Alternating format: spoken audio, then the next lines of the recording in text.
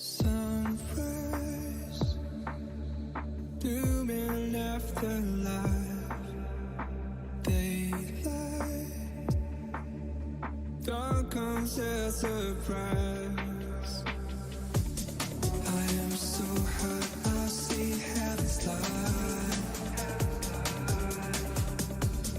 Through the chaos, you're still on my mind.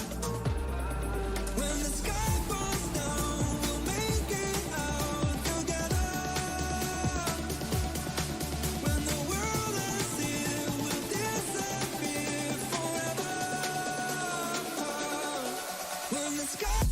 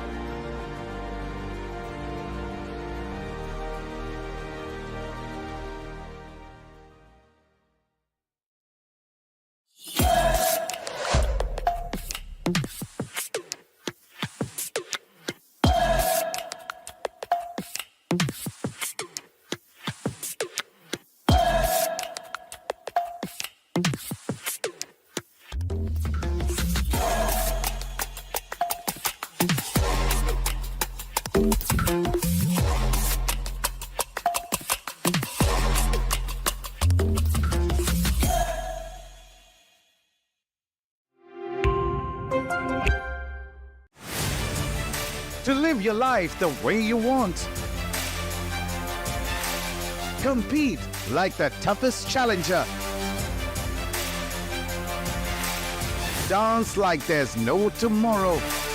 Celebrate every second you are alive.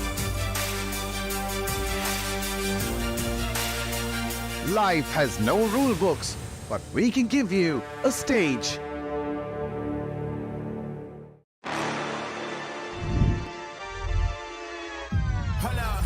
Why do they doubt the kid? I'm about to prove them all wrong again. I got a low tolerance, cause they don't even know what the problem is. It's me. Why do they doubt the kid? I'm about to prove them all wrong again. I got a low tolerance, cause they don't even know what the problem is. It's me. I ain't taking no loss, no loss, no loss. Look, I'ma always win. And I'ma do it again. Watch me win. Then watch me do it again. I'ma always win. Welcome to OMEN VALORANT Challenger South Asia. अब इस दिन के लिए हम कब से इंतजार कर रहे थे? हर एक एंगल में चैलेंज किया जा रहा है. And VCSA held up the support, held up with the board.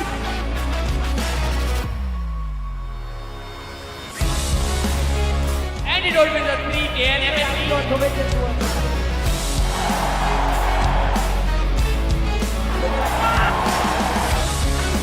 Step down करते हुए रेफरी और एक और बार.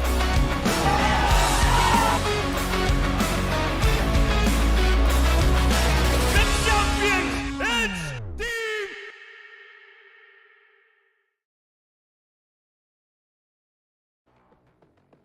Welcome to OMEN's Valorant Challenger South Asia 2025 Split 2 Day 2.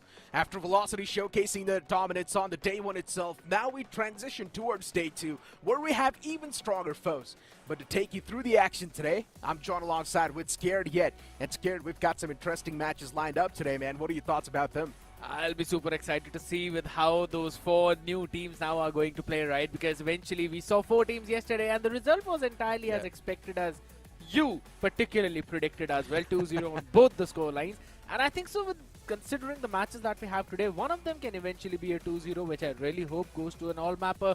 But the second matchup is something that I am really excited about. Yeah, and speaking of yesterday itself, right, Global Esports versus Reckoning Esports, and a lot of you guys thought that maybe even Global Esports can genuinely take the cake. True. But here's the main problem. With the way Reckoning Esports was playing, yeah, I do understand both the teams were making equal amount of mistakes, but Global Esports was just making more, and that was one of the main reasons why Reckoning Esports was able to capitalize. But still, we did see a lot of those nukes and crannies, and hopefully in the upcoming competitions, Reckoning Esports and even Global Esports can iron them out.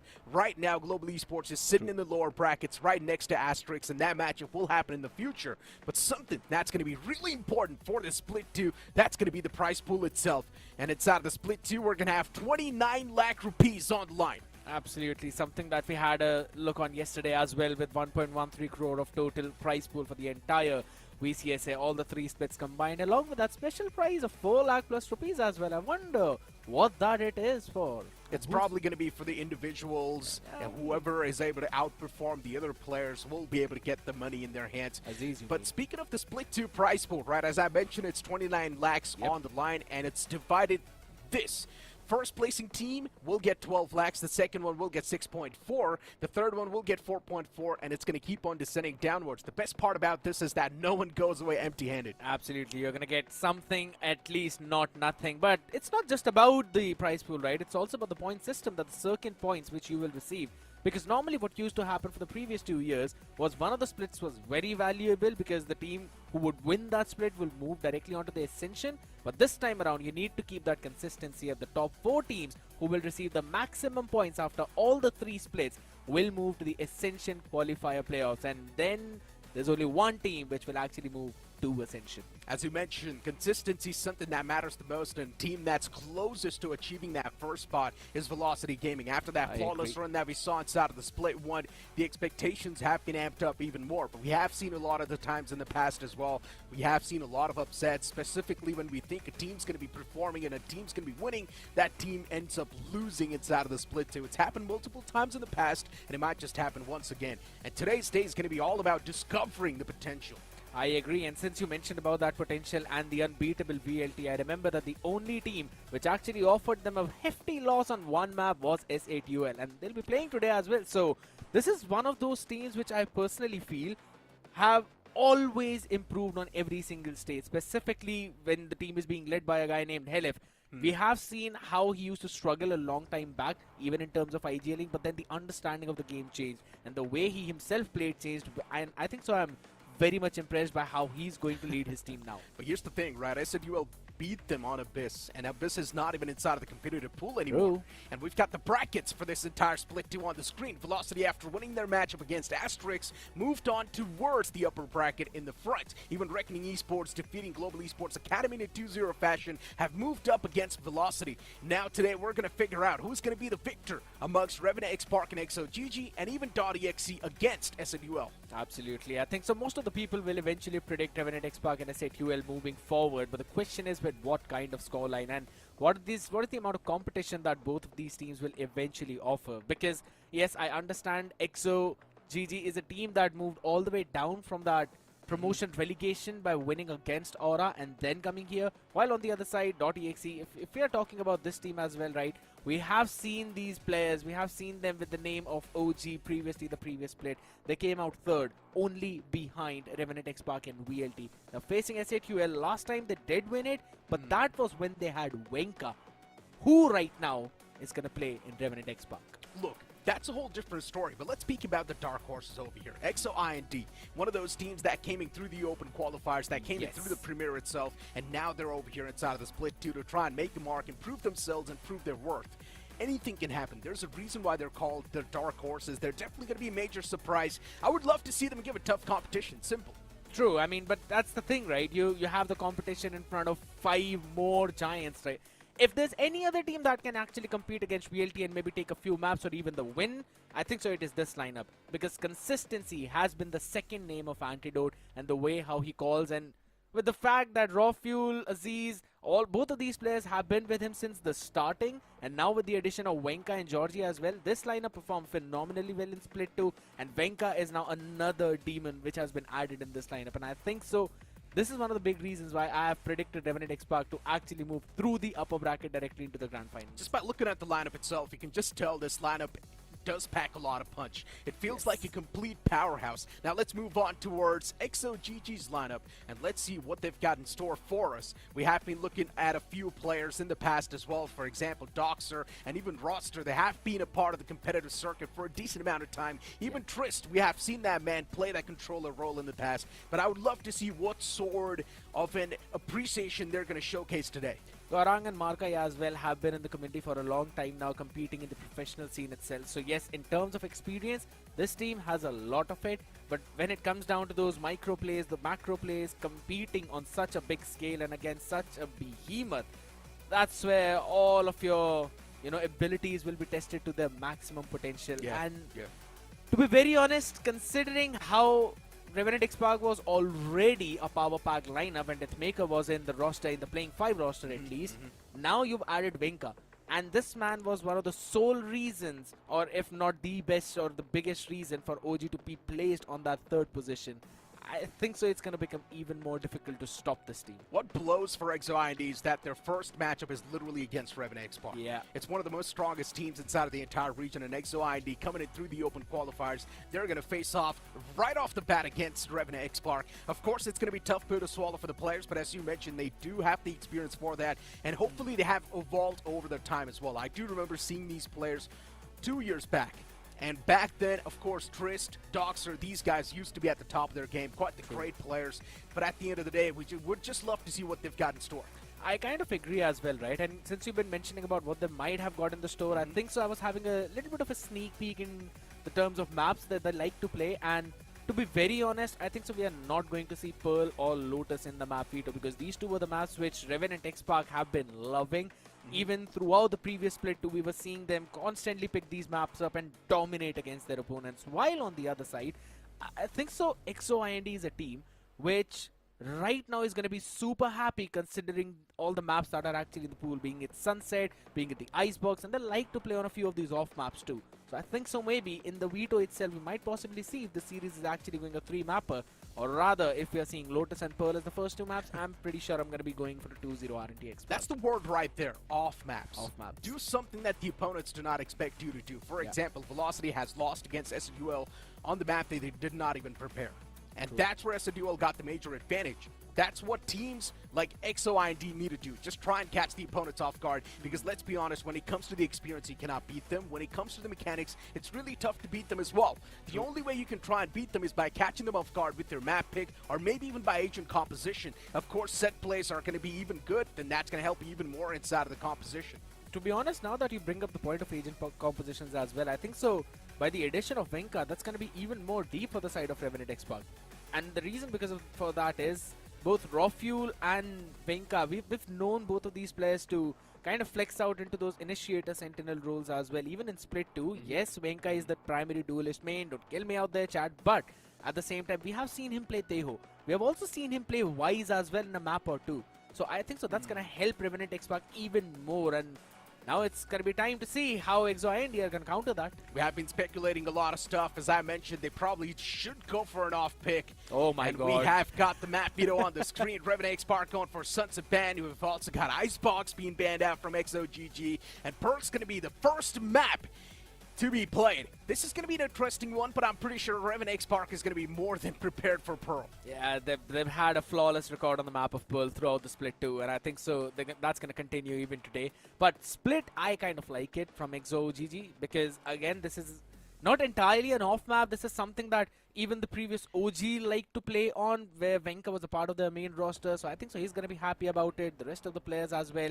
We already know how solid their firepower is, but you know what? You sound way too diplomatic. It feels like you just want to try and stay neutral. So I just want to know your real expectations. 2-0. What's your expectation for this match?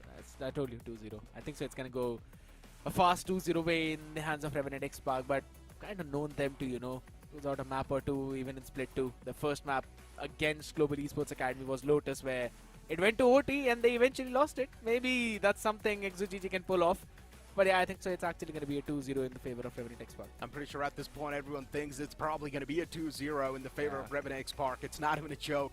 But at the end of the day, EXE, even if they do manage to steal one map away, that's definitely going to be a major surprise. And in my opinion, that's going to be winning their books, because they can anyways go back to their rooms once again, go to the drawing boards, try and figure out what exactly went wrong in the map that they lost, and come back stronger. But without wasting any more time, we're straight up going to dive into the agent composition. Revenant XSpark going with an interesting composition as well, but here we see EXE going with a Euro and a Vice combination, and also add on that Teho. I like that idea as well, with the Astra for the Universal Smokes who's going to play more on that lurk. I like the idea from EXE, but Revenant XSpark Venka now is pulling off a Brimstone. I think so he's going to have that Brimmy buff additionally with him too.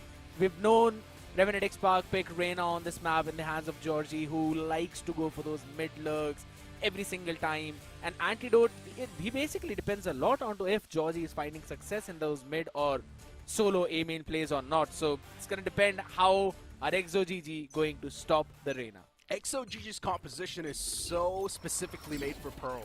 It's crazy. This composition on Pearl is extremely strong. While you try and look at the composition of Revenant XSpark, you can pretty much copy-paste the same composition anywhere you want. And at this point, Georgie on Reyna, I've heard a lot of good things about this man. When this man is on Reyna, this man absolutely dominates. And off the rip, we've already kicked things off with a quick trade on the board. Rafiel also spotting out the foe in the front, but I just love the off angle that the man's taken. He's positioned himself inside of the cubby. Georgie's already snuck past towards sewers. He's made it quite deep.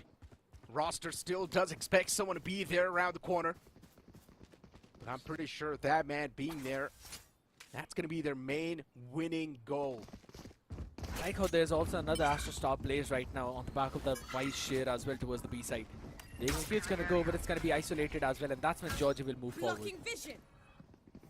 That was a really good recon dart. Revealing the position of Garang. Still, the man tried his best to do some sort of damage, but that's not going to be enough. Spike A planted. 2-on-4 in the end. XOGG on the verge of losing this pistol round unless these two players pull off an absolute miraculous play. Still, Rofula and Venka are taking down real low. All they need to do is connect one bullet. That can instantly find the equalizer they need. Salvos are available for the backside to clear. And Georgie at this point, he's got the heavens control. Gonna be tough to expect Georgie around this One enemy position. remaining. Gives away the peak, but still, Doxer was able to find a nice peak for himself too. But in the end, it's Georgie to close things off and Revenant XSpark to kick things up. Georgie has always been a pistol demon. We've seen him constantly getting those multi-frags as well. This time though, Venka finding that big opener. Again, we've seen Revenant XSpark, and this was the exact same opening that they have been using on the map of Pearl throughout the split 2. Just go towards mid, try and explore art, get a pick or two, and then rotate all the way for a B split. And this is exactly what they've done this time around. And I like the fact that 3 of them have got the rifles when there are 2 ghosts on the board, so they are already preparing up for the bonus round. It's a gamble A stack, while Maka is going to play up contact towards the pillar. The team's on eco. The main goal for them is to take at least 3 guns away. And at this point, they have managed to take 1 gun away, so that's a successful one. Still a ghost. But at the end of the day, damage is damage. Spike He planted. sneaks quite deep. He's able to find a nice 2-piece. Gets countered in return. Garang gets the Z's down too. They just need 1 more gun down. I doubt that now.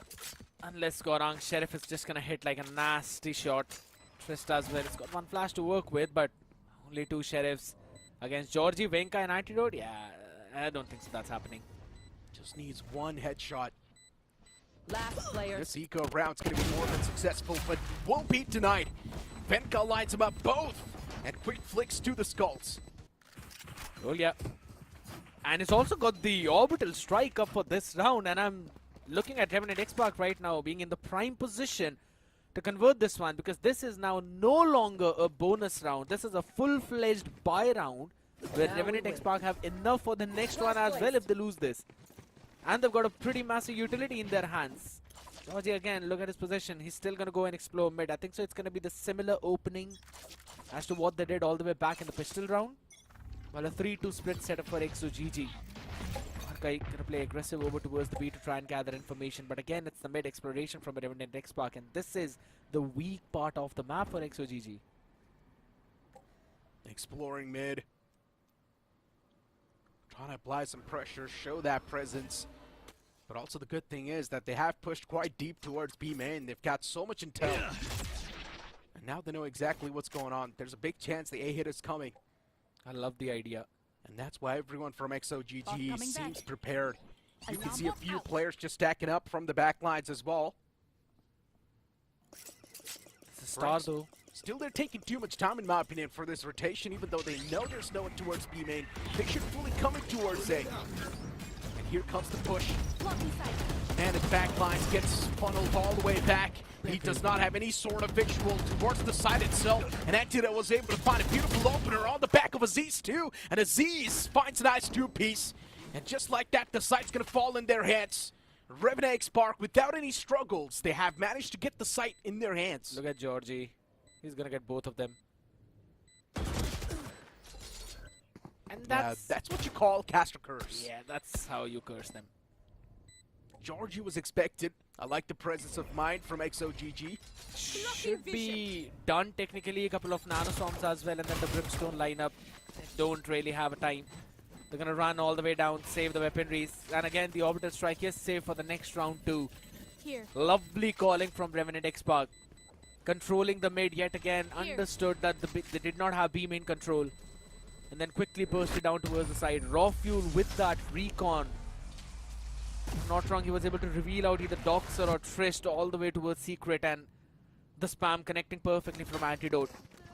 They found the opener, controlled the backside, went in for the plant, and then easily backed out, playing in for the post plant. You can't allow Revenant XSpark to play post plant, and I agree with the point you mentioned that they had a perfect time EXE over towards that B main push. They should have fully committed to it. And I think so that is going to be the most important way to counter this nasty lineup stall potential. Yeah. Comp. In my opinion, they need to counter aggression with aggression straight up. Yep. And at this point, it feels like there's too many just nooks and crannies wide open for Revenant XSpark, and that's why they're constantly punishing EXE. Even the third one falls apart, and all thanks to Georgie. Yes. The man's making the site look like an absolute graveyard, and Georgie, the demon hunter, Revenant XSpark, easily just flooding towards the site. And EXE just left wondering what to do to try and counter these players.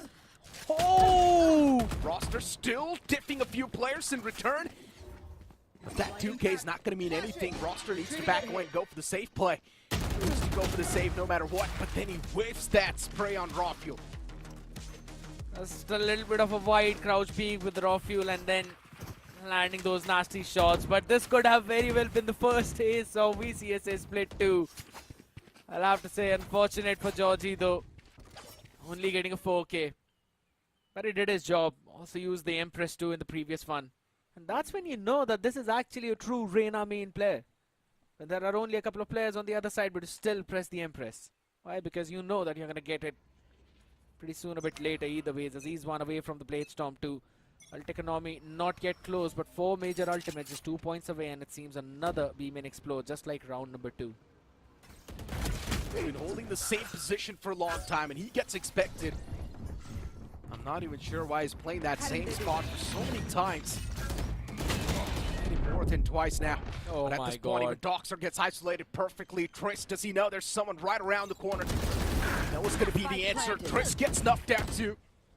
Antidote was just waiting for the man to make any sort of mistake, and Triss just walks in his crosshair.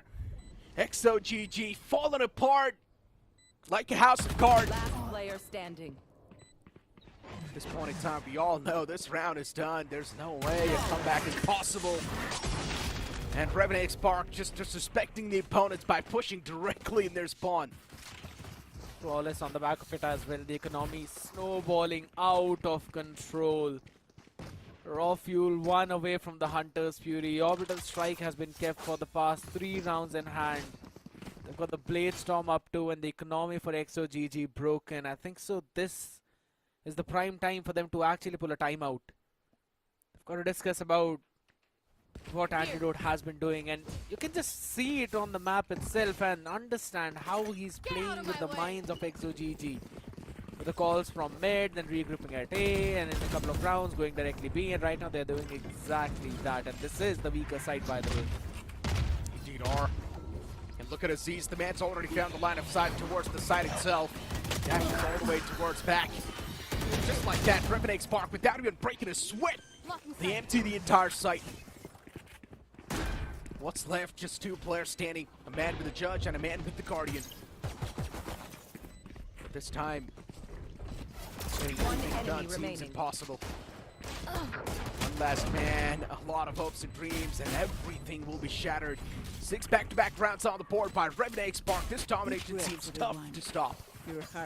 Already told you so. On the map of Pearl, Revenant XSpark, they enjoy a lot. Antidote loves to call his team on this map. And now, as I said, with the addition of Venka as well in the roster, it just seems that there's a lot of firepower. It's going unchecked right now. 4 major ultimates up, 1 away from Steel Garden as well for EXE. This should be the prime round for them to win. With the investment of the operator too, though it's towards the B side, it's stacked towards the A. The good thing for EXE is that they've got a decent amount of ults, as you mentioned. They can utilize those ults to go for the side take and then think what they want to do to the players of Revenant XSpark. But at this point, they just want to deny the site control. I love the fact how now the share is placed towards the double door so they can leave mid. While one of them is watching arts and there's a full stall utility over towards the side. This is only for the kills. Straight up. Drone is down. That knife's going to spot the players out. Yep. Need to back away from that. Harkai holding a very forward angle over towards the B main as well. He's been doing it from the start. He does not have the gate crash though this time around to try and run away from it. That's a problem. He can get one, but there's no escape for him. But the good thing is, it does not seem like Revenant XSpark has any sort of intentions to move towards B main. Bigger problem though. It's a 4-person stack here. It's not looking too good for XOG. The army getting utilized to try and deny that site take, but it's still not going to matter. Revenant XSpark, they flood inside of the site like fluid. Not even being stopped by the players of XOGG, not even standing a chance inside of these duels. It feels like they're just getting mechanically dipped. Raw Fuel does hear a lot of those footsteps, but eventually Farah strikes Raw Fuel down. It's going to bring the situation down with 2v3, but unfortunately gets struck with the orbital strike. Goron's taken down real low, but he's still able to fight back. Situation brought down to a 1v2, and Antidote somehow takes down Markai. A big mess up from the Euro is going to cost them the round, and Antidote, the consistent man, prevails once again. Yeah, the dimensional drift available as well. The cosmic divide too. They had everything in their hands but Revenant XSpark and their sheer burst on the side. And you could always see the recon darts from Raw Fuel has been so annoying. The player towards the art, I believe it was Triss, he just turned around and looked all the way up top to break that recon, and that was the perfect time when the players were flooding in on the side. Finished him off as well, and Markai just following up on the back of his clone. Micro mistakes, very small mistakes, costing the round to the team.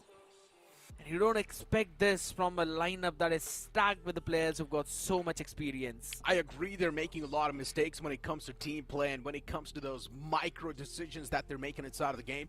But generally speaking, it feels like they're just getting mechanically diffed. There's not a lot to be added in there. It feels like Revenant XSpark is just better. They're 2 steps ahead of EXO India. Nothing can be done over there. And at this point in time, EXO-IND, if they don't buckle up, if they don't get a few rounds back-to-back, then Revenant XSpark is just going to run away with this lead without any problems. How far away do you think they're going to run right now? It's a 7-0. Only you've got 6 more rounds remaining. Still a 7-5 is possible. Safety's off. Say that with a straight face by looking me in the eye. You know, as a commentator, we are paid to have a lot of copium. You got to understand that. And at this point, I'm doing exactly that. Okay, stack side. Fury utilized to try and empty the back site. And it's actually going to do its job as well. Still a man from XL was able to sneak through towards Hearts, and maybe he's going to be the one to pop out with a big surprise, but he still gets shut down. Revenant XSpark not even flinching with the site take, easily dominating, but what am I watching? XOGG! The moment we were speaking good about Revenant XSpark, XOGG, they come through with a thrifty, shutting down that entire push and surprising all of us. And as I mentioned, a 7-5 is still possible. Oh my god, the first call where Antidote just calls his team to run down towards one side. It's a fully stacked side with all the stall utils, be it the Share, be it the Thorns as well, and all the 5 players in the backside. A lovely play from EXOGG. Here. Capitalizing on that big mistake right now. The operator yet again aggressive towards the B main. Okay. Interesting to see a Yoro opping. And he's actually going to find the value as well. Off the rip gets the advantage. Careful here. Revenant XSpark taking down a 4-man squad. Antidote has got the lockdown available, so they can empty the site. But again, on the other side, you've got the Null Command, you've also got the Steel Garden, you've got the Dimensional Drift for the retake. And I think so this is the best chance for EXOGG to win another round. Being down a man, they still need to go for the safe take no matter what. And Markai, with that one-way smoke, is able to dominate the site. Somehow EXOGG, they've got the site on lockdown, but Rafiel and Georgie more than enough to break through the shackles. But oh no, Steel Guard being utilized as well. How can Georgie try and counter this, but beautiful stuff from Trist. A shoulder pick is more than enough to take care of the player, and Markai with a quick 3K on the board to save the day for EXO. Beautiful play yet again. They just waited for the players to burst down on site. Countering the lockdown perfectly with the grab well as well as the guided salvos at the choke point to stop the members of Revenant XSpark from taking control of the site, making them uncomfortable. And Markai with the operator finding those important picks. Sets down Aziz for the first one, then takes another one on site through the smoke. And then answers back, trades Trist at the end. Lovely play. Still got 3 more ultimates to work with. I think so this is the perfect chance for them to actually go for that 7-5. It is possible, and now that I say it. XOGG, the way they're winning these rounds, it's really concerning for Revenant XSpark. Agreed. And Aziz this time, the man's had enough. Revenant XSpark, it's back to their old game. Oh my god, Twist! He's found the play of his life! Strikes down 2 players. Man advantage that Revenant XSpark had, it's now nullified as even Roster is able to strike down another man. A 2v2 in the end. Revenant XSpark messed up big time. And that play from the man Trist got him a lot of value. Georgie still just having that one mission in his mind. He wants to get the spike planted, but he does not exactly know where the foes are positioned. GG. Spike planted. Now Hotch is going to start a race. Roster really wants to go for the peak as well. Positions now. Georgie's not a man you would want to mess with like that, but Gorong wins that duel. Rawfuel left all by himself in a 1-on-2 clutch situation. Can he make it happen? One enemy remaining. Got no clue where the foes are positioned, but he still does find the Astra. That's going to be an important pick taken. Oh, the Beautiful recon. recon dart. It's going to reveal the position of the foe. And now, Rawfuel closes things off. That recon dart was so valuable. Oh my god, got way too close for comfort, but still Revenant XSpark snatched it away in the end. And the dreams of making it a 7-5 now vanish. But this play from Trist, it was insane. Big. 22 HP in the hand with a Guardian as well. Taking on both of the players. Super crucial indeed. But genuinely speaking, that play came at the back of a bait. I agree. He technically baited his Yoru, and then he just stood quiet behind that box. The moment the smoke bloomed, Trist knew that's his opportunity to strike because he could hear every single footstep just approaching towards Art. Right now, Gorong can hit all of that, but can't really do anything about it. Smoke on their side is going to be given. It's going to be a full retake by XGG. This time around, Revenant XSpark. They walk into a free site. XOGG Markai does not even have the operator available to make any sort of difference. There's Fury invested. And does find a kill. That's quite important. Gorong, he has been an impact player for XOGG. This time around, he's not going to be available inside of the retake. Smokes.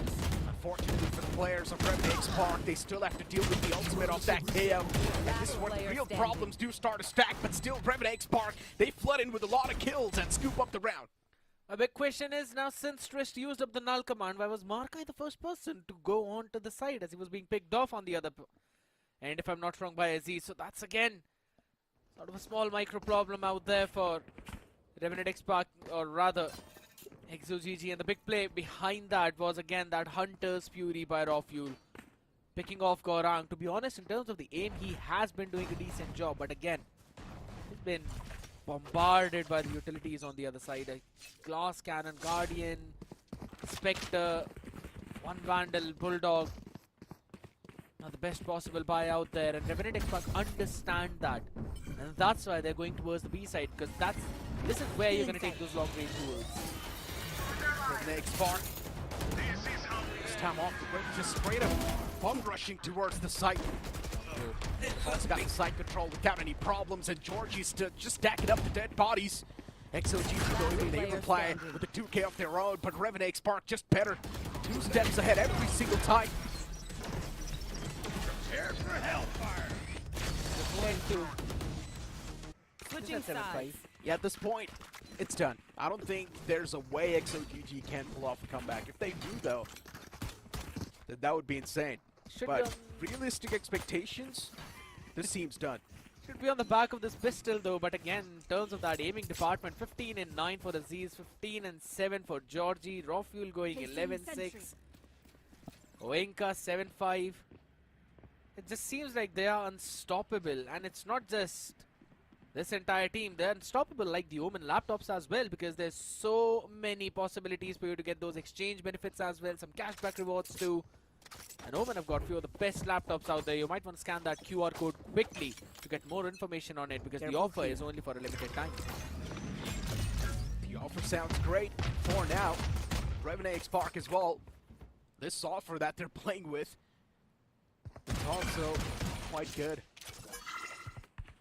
10-2 scoreline. First half concluded. Revenant XSpark just steamrolling through the competition without any sort of problems. Careful here.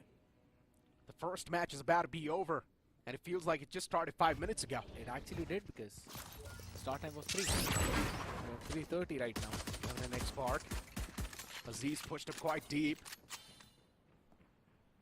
Wanted to play for the informational play, but look at Georgie, spots the skull, and that's going to be his head cut off instantly. 150 HP Reyna now in the pistol round. It's always been problem. Indeed is. And Georgie is not going to be stopping anymore. This man's an absolute killing machine. 95 HP available in the hands of Georgie. And he's now looking forward to wrap all the way around towards the spawn itself. Is EXE going to expect this? I don't think so. But luckily enough, at least they're being quite quick on the feet, so they're directly going to make it towards Art. But This flank is completely flop. But there's an alarm bot as well out there, so it's going to give out the information. It's fine, but at least the flank is not going to be a big enough for the sting. Markai, a beautiful flash and a peek on the back of that KO. I like that set Spike play. down A. And Markai is also going to find the 10 value. seconds left. Cuts away the first man. There's a turret as well, and that Last turret's going to player be standing. extremely annoying. Expected the flank too, but Georgie just quick enough on that trigger. He's looking much more good. He's looking really dandy. And Doxer just can't do anything because the man ran out of time. EXE did not know what to do till the end. They were in confusion. But for Revenant XSpark, this has been quite interesting. To be honest, now there's a bit of a lack of homework, I'll have to say, right? First of all, Pearl being let in the map veto itself, and then not anticipating the mid plays of Georgie in every other round. I think so that has been a big problem for EXE. You can clearly see that happen right now. They're kind of forcing 4 sheriffs out here. Might not have the full shield buy for the next round too. Maybe an outlaw to be invested. Revenant XSpark. For now, they've got a couple of guardians in the hand as well, and there we go. Constant pressure once again, and Markai kickstarts things, but the Guardian's going to be tough to surpass. Spike down A. Benka with a quick 4K. Just give the man the ace. He Ace. deserves it. We all want to see the first ace off this VCSA 2025 split 2. He sees him! Sees him! Benka does pop the player. Sees the second time as well, but Rawfield steals it away. The classic way. This is how it's done. I still remember, even SK Rossi, his ace was every single time denied by his own teammates. Yeah, that's why we had a nickname of 4K Rossi after that. Nasty play by Wing. Was the support of Georgie as well.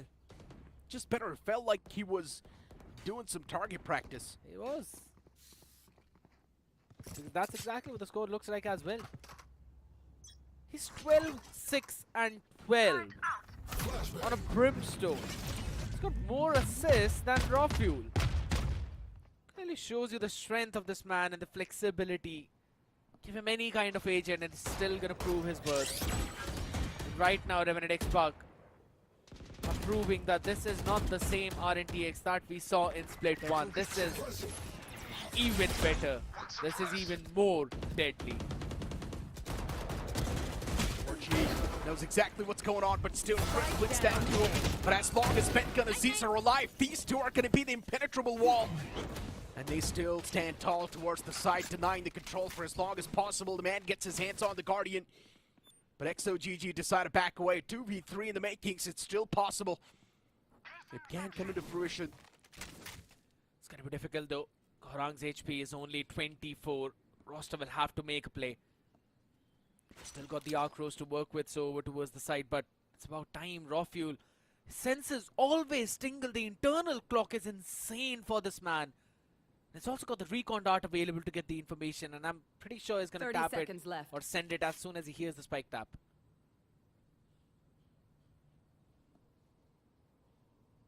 Now it's going to be the guessing game. Roster wants to pull off A rabbit out of his hat. Rafuel is watching it. Yeah, Rafuel definitely One doesn't expect enemy this. remaining. It's going to be a sneak attack 10 from the seconds side of left. XOGG, and Rafuel knows the second man as well. It's going to be right there. And Revenant Defenders XSpark, win. without even breaking a sweat, this was a piece of candy for them that they picked up. An easy win. The players do not even seem flinched after this matchup. Oh boy, we gotta feel bad for a team like XOGG, who's definitely trying their best to get something done. We have seen some moment of heroics from their side, specifically that thrifty round, the stack that we saw that came through. Good reads were there, but definitely a lot of room for improvement. I think so. I'm just going to send this map away saying that, yeah, maybe XOGG did not prepare the map of Pearl. That's the only silver lining that I can probably send them, because the rounds that they technically got were where Antidote was calling his team. You're like, you know what, forget all the strats, let's quickly push A side. Oh my god, there's a stack. You know what, let's try and brute force. Alright, they hit a couple of sheriff shots. That's about it. Nothing on the back of it. There was the other round where they had a bombardment of ultimate, including the Steel Guard and the Armageddon as well. And I think so. Apart from that, there was not a single round where I saw Revenant XSpark even flinch. Generally speaking, I've mentioned this as well during the cast itself. It just felt like the players are getting mechanically diffed. Yep. Yeah, there are a few duels that are being won by the players of XOGG, but just a few duels are not going to mean a lot. You need to win majority, or at least 50% of the duels that you're taking against your foes, and if you're not able to do so, you're anyways going to lose the matchup no matter how good of a composition you have, no matter how good of a team synergy you have. If you're just not able to win the firefights, you're done for.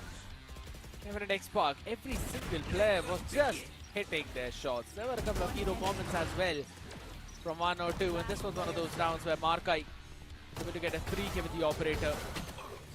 Another round where Trist almost made it possible for his team, but Enemy remaining. every single story was eventually brought down through almost. The MVP of that previous game, it's going to be Georgie without any doubt. 19 kills with the ACS of 325. The man definitely did go monstrous mode in that previous game. Georgie, of course, doing quite great. We know this man's a killing machine on that Reyna, but at this point in time for XOGG, it felt like we did not even see any sort of resistance from them. Yeah, those 2 rounds, they definitely did try their best, but after that, it just felt like it was Revenant XSpark just steamrolling through this entire composition, steamrolling through this entire team. Yep. Let's move on towards the stats and figure out how they're looking like, because I know it's definitely going to be stacked up with Revenant XSpark no matter what. I agree. Fully in terms of first kills as well, 10 out of the 15 total that the rounds that we played. Post plants as well, they got the site 10 times, converted it every single time. So if they've got the spike down, yeah, they're converting it. Thrifties for XOGG, out of the 2 rounds that they had, one of them was Thrifty, which you mentioned over towards the A side 2. Was round number 8, and again, a couple of clutches going in for RNTX. One of them in the hands of Antidote, the other one in the hands of Raw Fuel, clearly showing the individual brilliance as well of the players who were not in the double fragging department but were still there as the impact fraggers. And how dare I say Raw Fuel was not in double fragging department. 13, 6 and 9 is just crazy. And I just kind of find it interesting too, because Markai was pushing that same angle over and over again, and he was being expected to. The only time Markai wasn't killed towards B-main is when the players of Revenant XSpark were just not going towards that area. So for Markai, in my opinion, doing that over and over again, I do understand you're doing it to pretty much get yourself some solid factor that, yes, the opponents are not pushing over here. He just wants to gain that intel. But majority of the times, he was getting picked off if Revenant XSpark really wanted to make the push towards B-main. He wasn't even able to teleport away.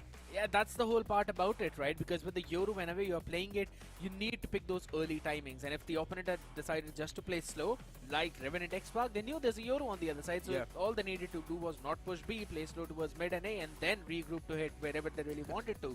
So it was a perfect counter strategy by Antidote as well and the boys. But now the next map is going to be of Split. There's only one time that RNTX played Split previously, and I'm pretty sure it was a double initiator composition. So I'm excited to see how that one's going to pan out. Look, at this point, everyone from the side of XOGG just needs to step up. Yep. They've got some great players, Doxer, Trist, even every single player in that roster definitely does have a lot of potential, but they just need to wake up when it matters the most. But for now, it's time for us to toss to a short break. You guys don't go anywhere. Restock on those popcorns. We'll be right back with the second matchup.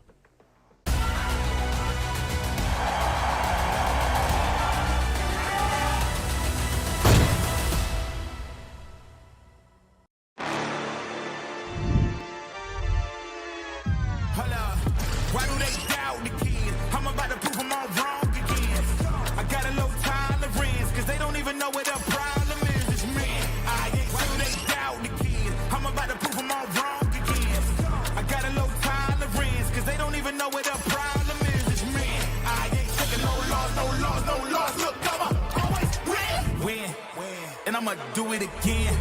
Watch me win, then watch me do it again. I'ma always win.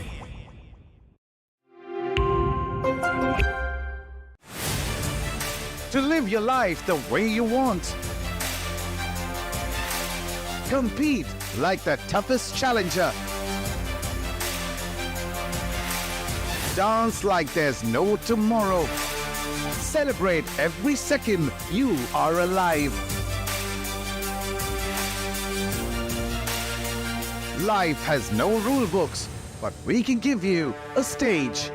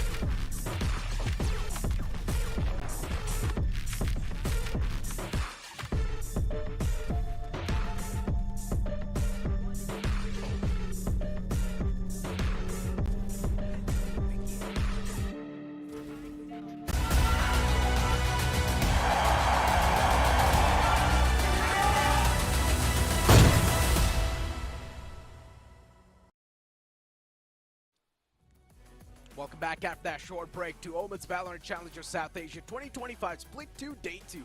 First map is already concluded between Revenant XSpark and XOGG. Now we move on towards the map of Split, and to take you through the game, I've got Fixes joining alongside with me. Fixes, how you doing, man? You know, I was a mere spectator sitting on the sidelines, and I feel like would be the same this game as well, considering how good Revenant XSpark have been so far with EXE posing no threat whatsoever. I think Scared really pointed it the round that by the virtue of Anti just maybe, you know, YOLO calling and them going on and capitalizing. Other than that, I don't think we have seen any sorts of creaks in the armor for RNTX. Exactly. You know what? Let's move on towards the map veto for now. As I mentioned, the map 2 is going to be the map of Split, and that's where the real deal really does begin. Lotus is going to be the decider, but looking at the first game itself, it generally feels like we're not going to move on towards Lotus unless EXE pulls a rabbit out of their hat and surprises all of us. We have seen a bit of those glimmers of brilliant moments from their side, but those glimmers are not going to be enough. They need to show an entire cinema. You know, at this point, like you said, of course, a miracle would only push the series to that third map. But again, when you look at the stats, yes, Split is not one of the most, chosen map, at least for RNTX. But do they care at this moment? They're just so strong mechanically as you take a look at the draft over here. So not a lot of changes, almost pretty similar. You just have a Clove and an Omen into the mix. Of course, Teo being played by both the sides, and Cypher in the mix. So a little bit of variations coming in from RNTX, but for EXE, eyes will definitely be on Markai because he's now shifted to a controller. I love that Venka's now playing on that duelist role. Oh, yeah. He's called out the Yoru. In the previous game, the man was playing controller, so it's quite interesting. I would love to see what Venka's got in store, specifically going for that Yoru pick. And in my opinion, we might just not see Venka play Yoru against some of the stronger teams. He's probably just playing it against EXE because he thinks that since they have already dominated the first map, they can probably dominate this one as well. And Venka is already wrapped up so deep towards B, pushing all the way towards mid, getting that pick to Trist, losing out on his teammate. DotExe not in the game anymore, and Venka went for that chow. But this time he gets shut down. Unfortunately for Venka, he was not able to follow up with a second piece, but it's completely fine. Revenant XSpark though, still they can't get things under control. It's taken down to a 3v4 in the favor of EXE. Paint Shells pushing Georgie outside of his comfort zone, but he's still stuck towards elbow. He was able to find that one, but that's all he got. In the end, just final 2 players surviving for Revenant XSpark against the 3 men standing of EXE. Both are moving from main itself. Positions known. They know exactly what's going on in Revenant XSpark's head. And EXE is able to connect all the dots and connect all the skulls. Aziz, the only man left standing in a 1v3. Can he pull it off? That's my question. And the answer is going to be no. Yeah, finally a good start for EXE, exactly what they wanted. Whilst the players of RNTX are being a little too eager, trying to go in for those hasty pushes, trying to get those kills, kind of shut down, punished, and by virtue of which EXE did build up that first round coming in, and now RNTX still not flinched though, still nothing to worry about, and I kind of get the idea of Venka coming on Yoru, something that we even witnessed yesterday from Velocity, where if needed, SK Rossi even took on the role of a duelist when you've got Georgie still there, and Aces is still on the race. So quite typical, but moving on ahead, you've got EXE getting those buys, whilst RNTX this time opting for a save. Don't even have any other option. They need to go for this save. DotExe last time was picked off in mid itself. Hopefully this time he's got better cavalry. B main's being watched constantly. EXE showcasing some patience.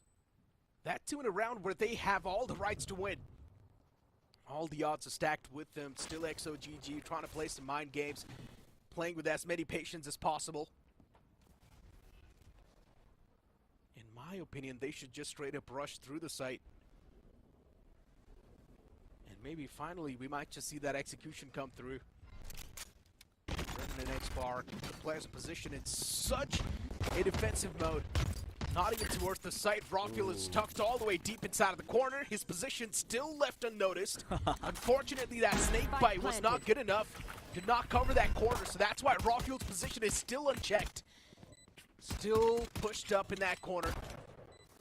EXE has no clue that there's a flood on the other side of these smokes, and the flood's gonna break out. Unfortunately for the player, he was just stuck behind the default box, but still EXE bursting through with a lot of energy. They were able to find the nice 4K. Antidote gets his hands on the Bulldog. This is deadly. An eco round converted for Revenant XSpark. And EXE just shattering in front of them. A round that they should have won without any problem. EXE has thrown it away. Chef's kiss. by Anti coming in right over there, but again, RNTX giving that space to EXE to take over the side and then eventually work it out around the post-plant retake. Of course, Cypher going unchecked over there did act as an element of surprise. EXE did not see that one coming in now. Again, table split. Economy completely distraught for EXE as RNTX can now go for a full-fledged buy. Looking at the setup, huge tweaks, of course. You've got Roffuel back at A, playing along with Aziz, and two players set at mid. Targets. Whilst you've got Antidote entering inside, and Benka, some brilliance over there, and EXE dismantled already. Benka with a nice 2-piece instantly kick things off inside of this round, and that's going to give a big man advantage in the hands of the Revenant XSpark. EXE dismantled off the rip. Chris not in the game anymore. Even the duelist that's supposed to find the end is not there. And Roffuel, now the man's gained too much confidence. Gets his own. Still, luckily enough for EXE, this duel that they've just won towards Rams, it's going to help them quite a bit. At least establish a bit of that dominance. Last All player the way deep standing. towards Heaven, but unfortunately does not get the conversion. And in the end, it's Benka as well that puts the cherry on top of the cake. Yeah, easy peasy for Benka in this round. Goes for a little bit of that mid push, finds two, and suddenly EXE had no answers, no entry onto the site, were lurking around, and Roffuel took advantage of that situation, took their hands off, and once everything was over, it was just mere formality. And this time around, EXE do come up with their buys, but still, little scars on the armor. Talking about the ultimate ability status, you've got Benka, 2-point shot. Seems like it's going to be a fast execute at A. Roffuel has to be vigilant, and he opens up, needs to buy enough time. The 4 has come in, taking quite some damage, gets traded off. Unfortunate for Roffuel, but the man was definitely feeling himself. So GG, they do catch the flank, but they do not expect the second man right there on the back of it. Benka as well taken down real low. This 3v3 now seems in the favor of EXE. They've got the post plant set up pretty perfectly as well. Aziz, the man, needs to be the major difference maker right next to Antidote. This paranoia that's going to be used, it's going to help them at least gain some more ground inside of the site. But since Benka's taken down real low, this is pretty much a 2v3. And unfortunately for Revenant XSpark, Trist just pops off. Yeah, he certainly does. And all came just because the fact that EXE were kind of confident that they wanted to go for a quick A take. As a result of which, found Roffuel once he was dealt with. Not a lot of men on site, and the rotations did come in, but eventually during the retake, yeah, the paranoia did follow up. It was fine, but after that, there was no follow-up to really capitalize on that. As a result of which, EXE manages to squeeze one more round. And now it's suddenly become more interesting because now RNTX, they do have their buys, but just on the lighter piece of armors, there's now a little bit of a proactive play being exercised from RNTX. Of course, trades from both the angles. Down to a 4-on-4. The good thing is for RNTX, since they've lost out on Garung, EXE does not have any controller to go for the site take. And that's going to be stinging them quite hard. They do have Markai actually, so that can definitely be the difference maker, but still Viper can make a lot of impact on the map of split.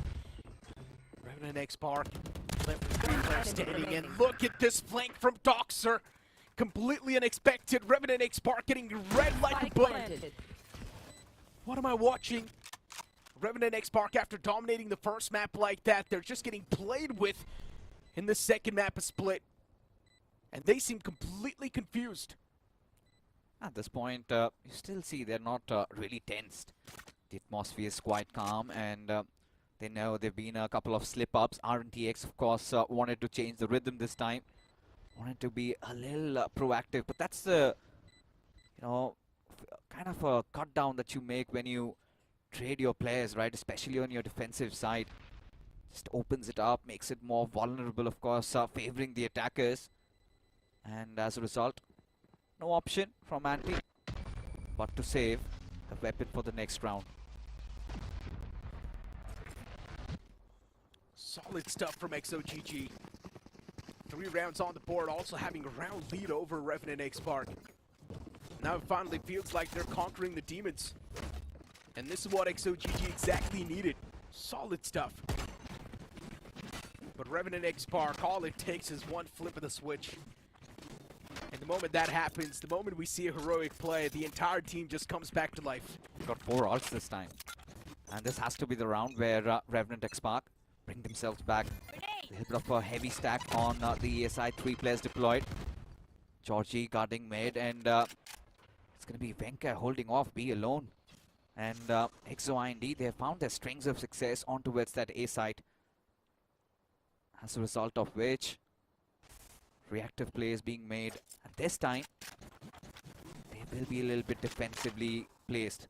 The pieces from RNTX just waiting for that flood coming in. Georgie, a little bit of that recon around that mid area, knows that there's nobody here. So it's kind of a setup where maybe in the next couple of moments we might see somebody to gather a couple more information, and it has to be Aziz. Goes in, but the shift comes in from EXE side. Now they're venturing around mid. Still not sure exactly which side they want to hit. Confusion is there on the board. And Venka has been sitting in the same position since the start. The Rolling Thunder is not going to catch Venka. His position is still anonymous, but what did I just watch? He just made the biggest whiff of his life, and that might just cost him the round as well. And yes, it's on the verge of costing them the round. Unless Rafael is able to pull off miraculous plays on the back of Aziz. It still is a deadly combo. And just look at where Trista's position. Even Doxer is coming through with a massive flank. And this late game flank might just not be expected by Revenant XSpark. Chris right underneath is able to shut down Aziz's ball, and the flank's gonna find one. Revenant XSpark just falling apart like a stack of dominoes. And at this point, Venka making that whiff, I'm pretty sure it's gonna make a lot of people hurt. Yeah, now they really have to buckle up. As EXE this time, they mean business. Took that one map to settle in. Now they feel conditioned. Now hitting the shots, Trist. He's been phenomenal so far, especially in this map. Just not missed, but look at roster. That instant 180 switch and a shot right on the head, and then Trist controlling the entire situation there. Came off with the Rolling Thunder just to displace the players there, and now RTX completely shattered the economy in tatters at this point. A bit of switcheroos being made. Anti, he's got Georgie along with him on the B side. Play aggressive and now punished. Now this is completely coming out of this is indiscipline, really hurting the players of RTX. That was just not needed, and because of that one single play, even Antidote falls apart. And now the entire side as well just goes away in the hands of XOGG. Revenant XSpark making some questionable decisions inside of this game. For no particular reason, that push was made by the Tejo. For XOGG, this indeed does seems like an easy wrap-up. Sheriff might just start to click though. Hold on to that thought. Aziz and Venka, they're still making it happen. A Phantom in the hands of Garang, and he's panicking. And because of that, Venka takes the advantage. And now Revenant XSpark converts to Thrifty. Yeah, and he redeems himself. Of course, which started off with a little bit of a debacle. RNTX find themselves back in with a Thrifty. And now the economy is back in place. A very competitive position right now. Whilst EXE, it's going to be a tough pill to swallow. Missing out on his ult over there, and then Venka just the position safe and sound, and just was smacking heads. And did get the follow-up, as a result of which the third round comes on board. But now, it's going to be interesting because you've got Markai and Gorang, both with their ults. And especially for EXE, they would be looking for that post-plant Viper's Pit. And this is where RNTX, look at the body language, still quite poised, still nothing to worry about.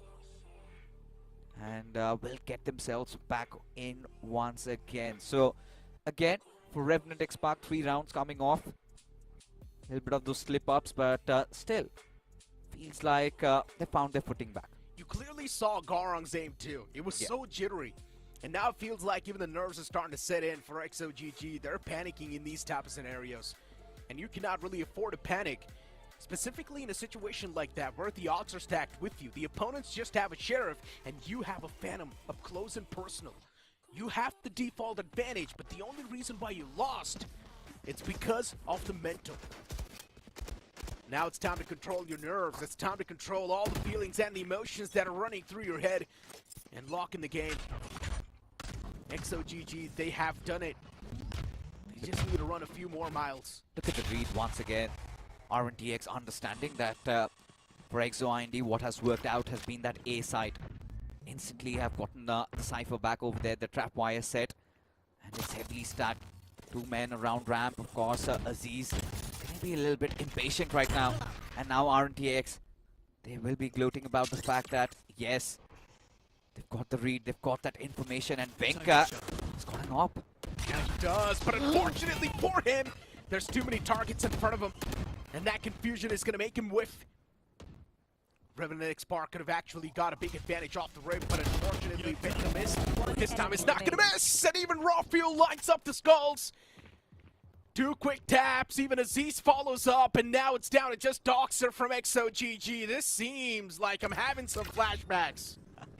Back to map 1 once again, already in sync, but DotExe, he's gonna try and make do with whatever he can salvage. Any guns drop would help, but Aziz denies him the opportunity, and you could see the abundance of information for Revenant XSpark.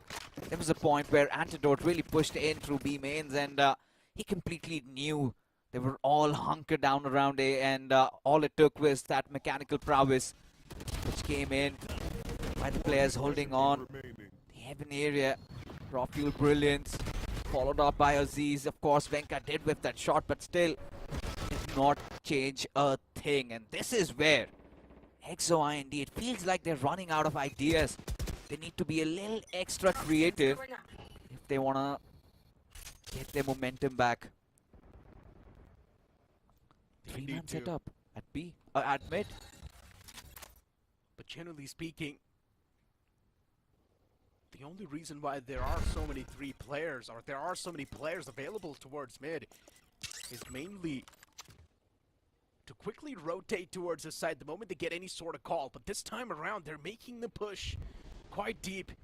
Venka's gonna find line of sight on the man towards the sewers, and Aziz! He's able to find a quick 2-piece. The entire mid-take that XOGG wanted to execute, it's now down the drain, and once again, they're down to just the one last glimmer of hope in the name of Garong, and even his position gets tracked. Yeah, this is where they're starting to control the tempo of this game. Revenant XSpark finally understanding, reading the minds of the players of EXE, knowing what they're up to. Again, 2-piece, aggressive play on mid, and that gave them that result. And then Anti's follow up on the B, where he knew the players were trying to come in for the paw. And this is it, right? Venka did get that 1 kill, but if Aziz had not followed up, this could have gone down in worse proportions for RNTX. Could have maybe even costed them the round. But yeah, this is what teamwork is all about. And Revenant XSpark finally got their footing back into this game.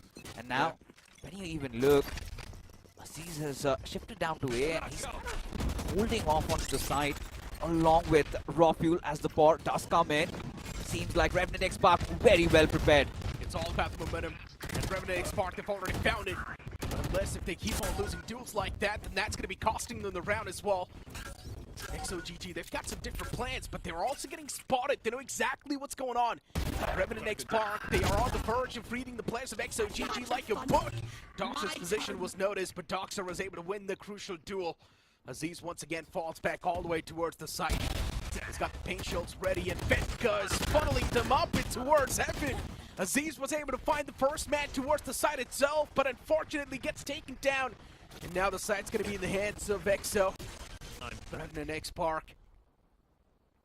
Venka waiting for someone to make any sort of mistakes. Over peak the corner. Luckily enough for Revenant XSpark, the spike still not gone down at Venka. With this peak is going to find the most success.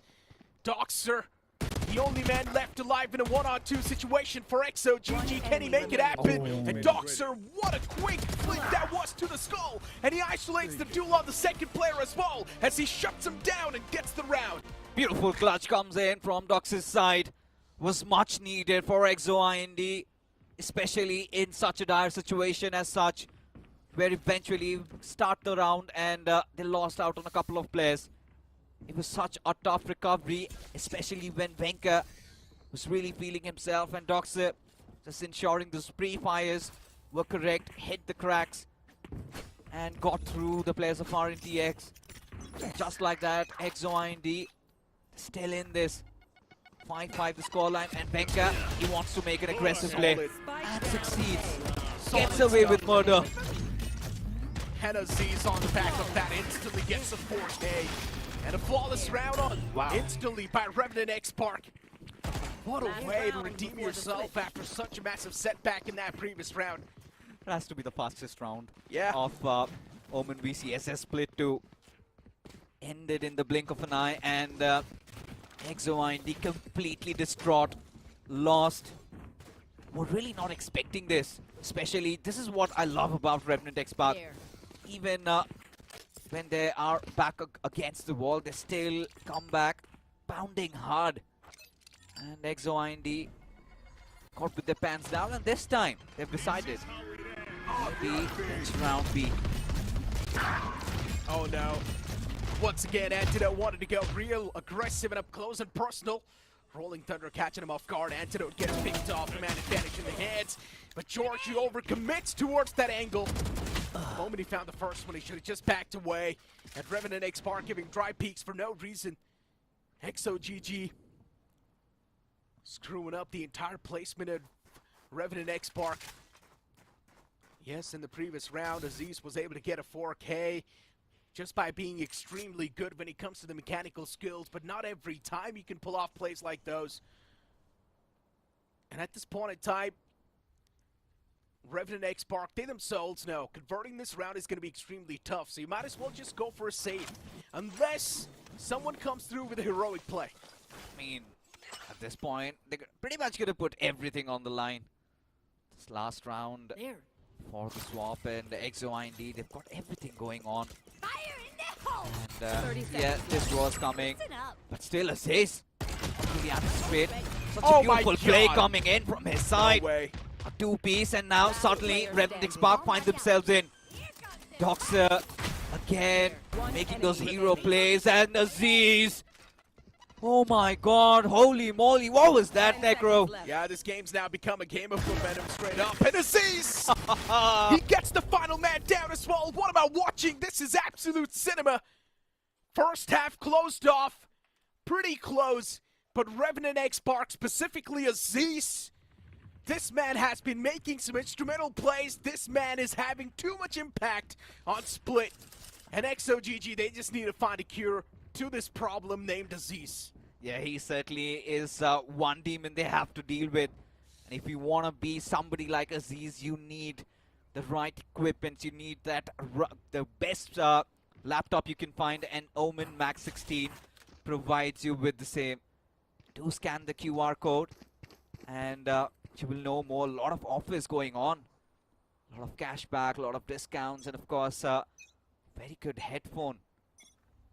It's available, but now back to business. You've got EXE on the defensive side. Revenant XSpark on the prowl, and Rafuel has taken quite some chunky hit, and Rostel, I like this.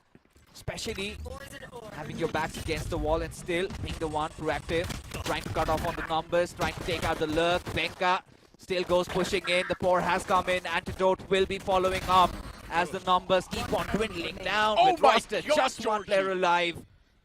And Georgie, he also has his moment. Yeah, so quick on that trigger.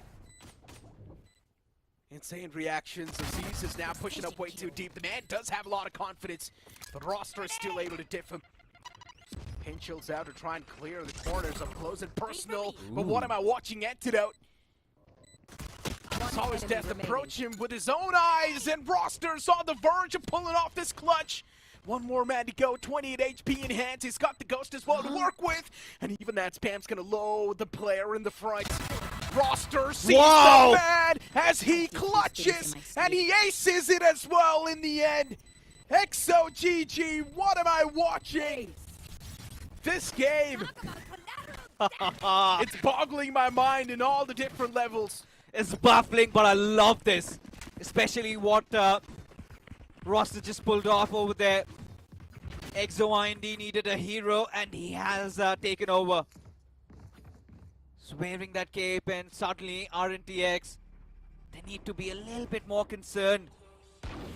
Losing those aim duels and giving him that space. Of course, it all started with raw fuel getting picked off, but then RNTX, an instant flood in onto the site, and we felt it was over. Courtesy to Georgie getting the 2K until Roster's individual brilliance just takes over. The first ace of Omen VCSA Split 2 goes to Roster. Take a bow, young man. Solid stuff. And who would have thought this would have actually came through?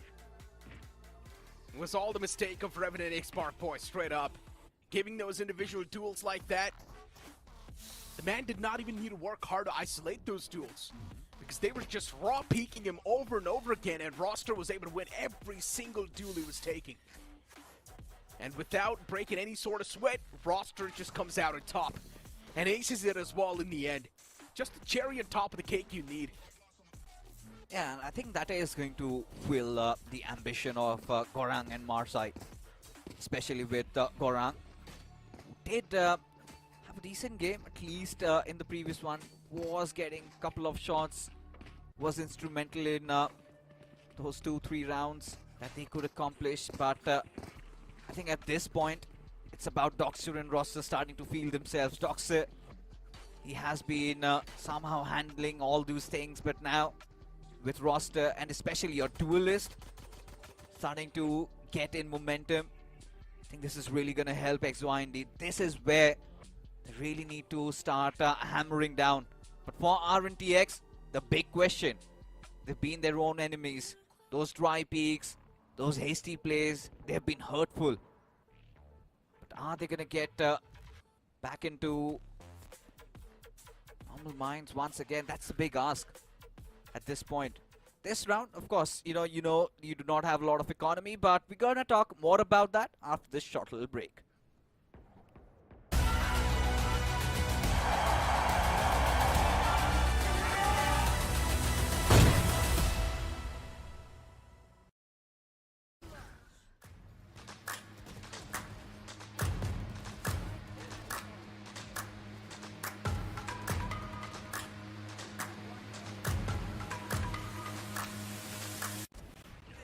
Y'all sit back and watch me speak. About to take over your screen. Talking bulls in 93. Talking mom, I'm on TV. Y'all know all I do is me. All I do is me. Y'all sit back and watch me speak. Y'all sit back and all I know, my money green. About to snap and make a scene. My cup off and make this free. My cup off and make them scream. Go back off for TMZ. Y'all sit back and watch me speak. Y'all sit back and watch me speak. Y'all sit back and watch. Watch me. Watch me. Watch me. Sit back and watch. Sit back. Sit back. Sit back. Sit back. Money wrong. Nothing on credit. I got style. Don't catch no feelings. All this bread ain't got no lettuce. I got style. Don't catch no feelings. Watch me. Watch me. Sit back and watch. Sit back and watch. Sit back and watch. If it ain't got style, I ain't with it. I ain't with it. If it ain't got style, I ain't with it. Look, if it ain't got style, I ain't with it. I ain't with it.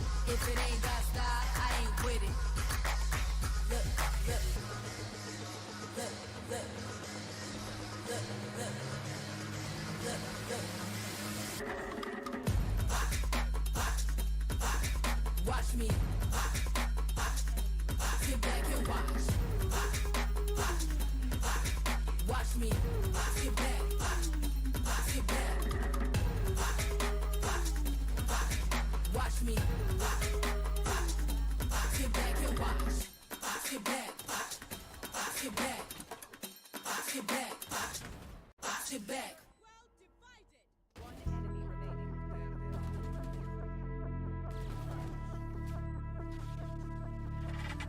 Just don't let it fade.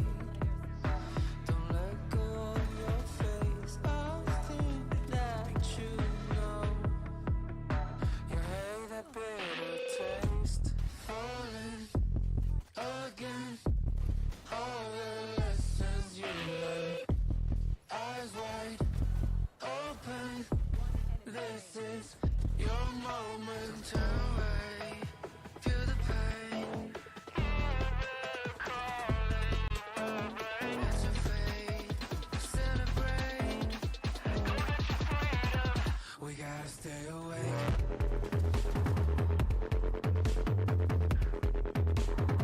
We gotta stay awake.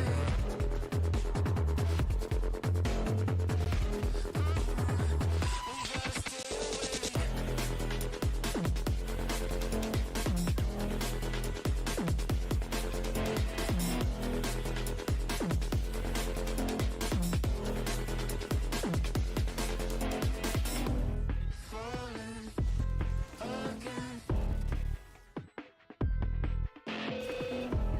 Eyes wide open. Go get your freedom. We gotta stay awake.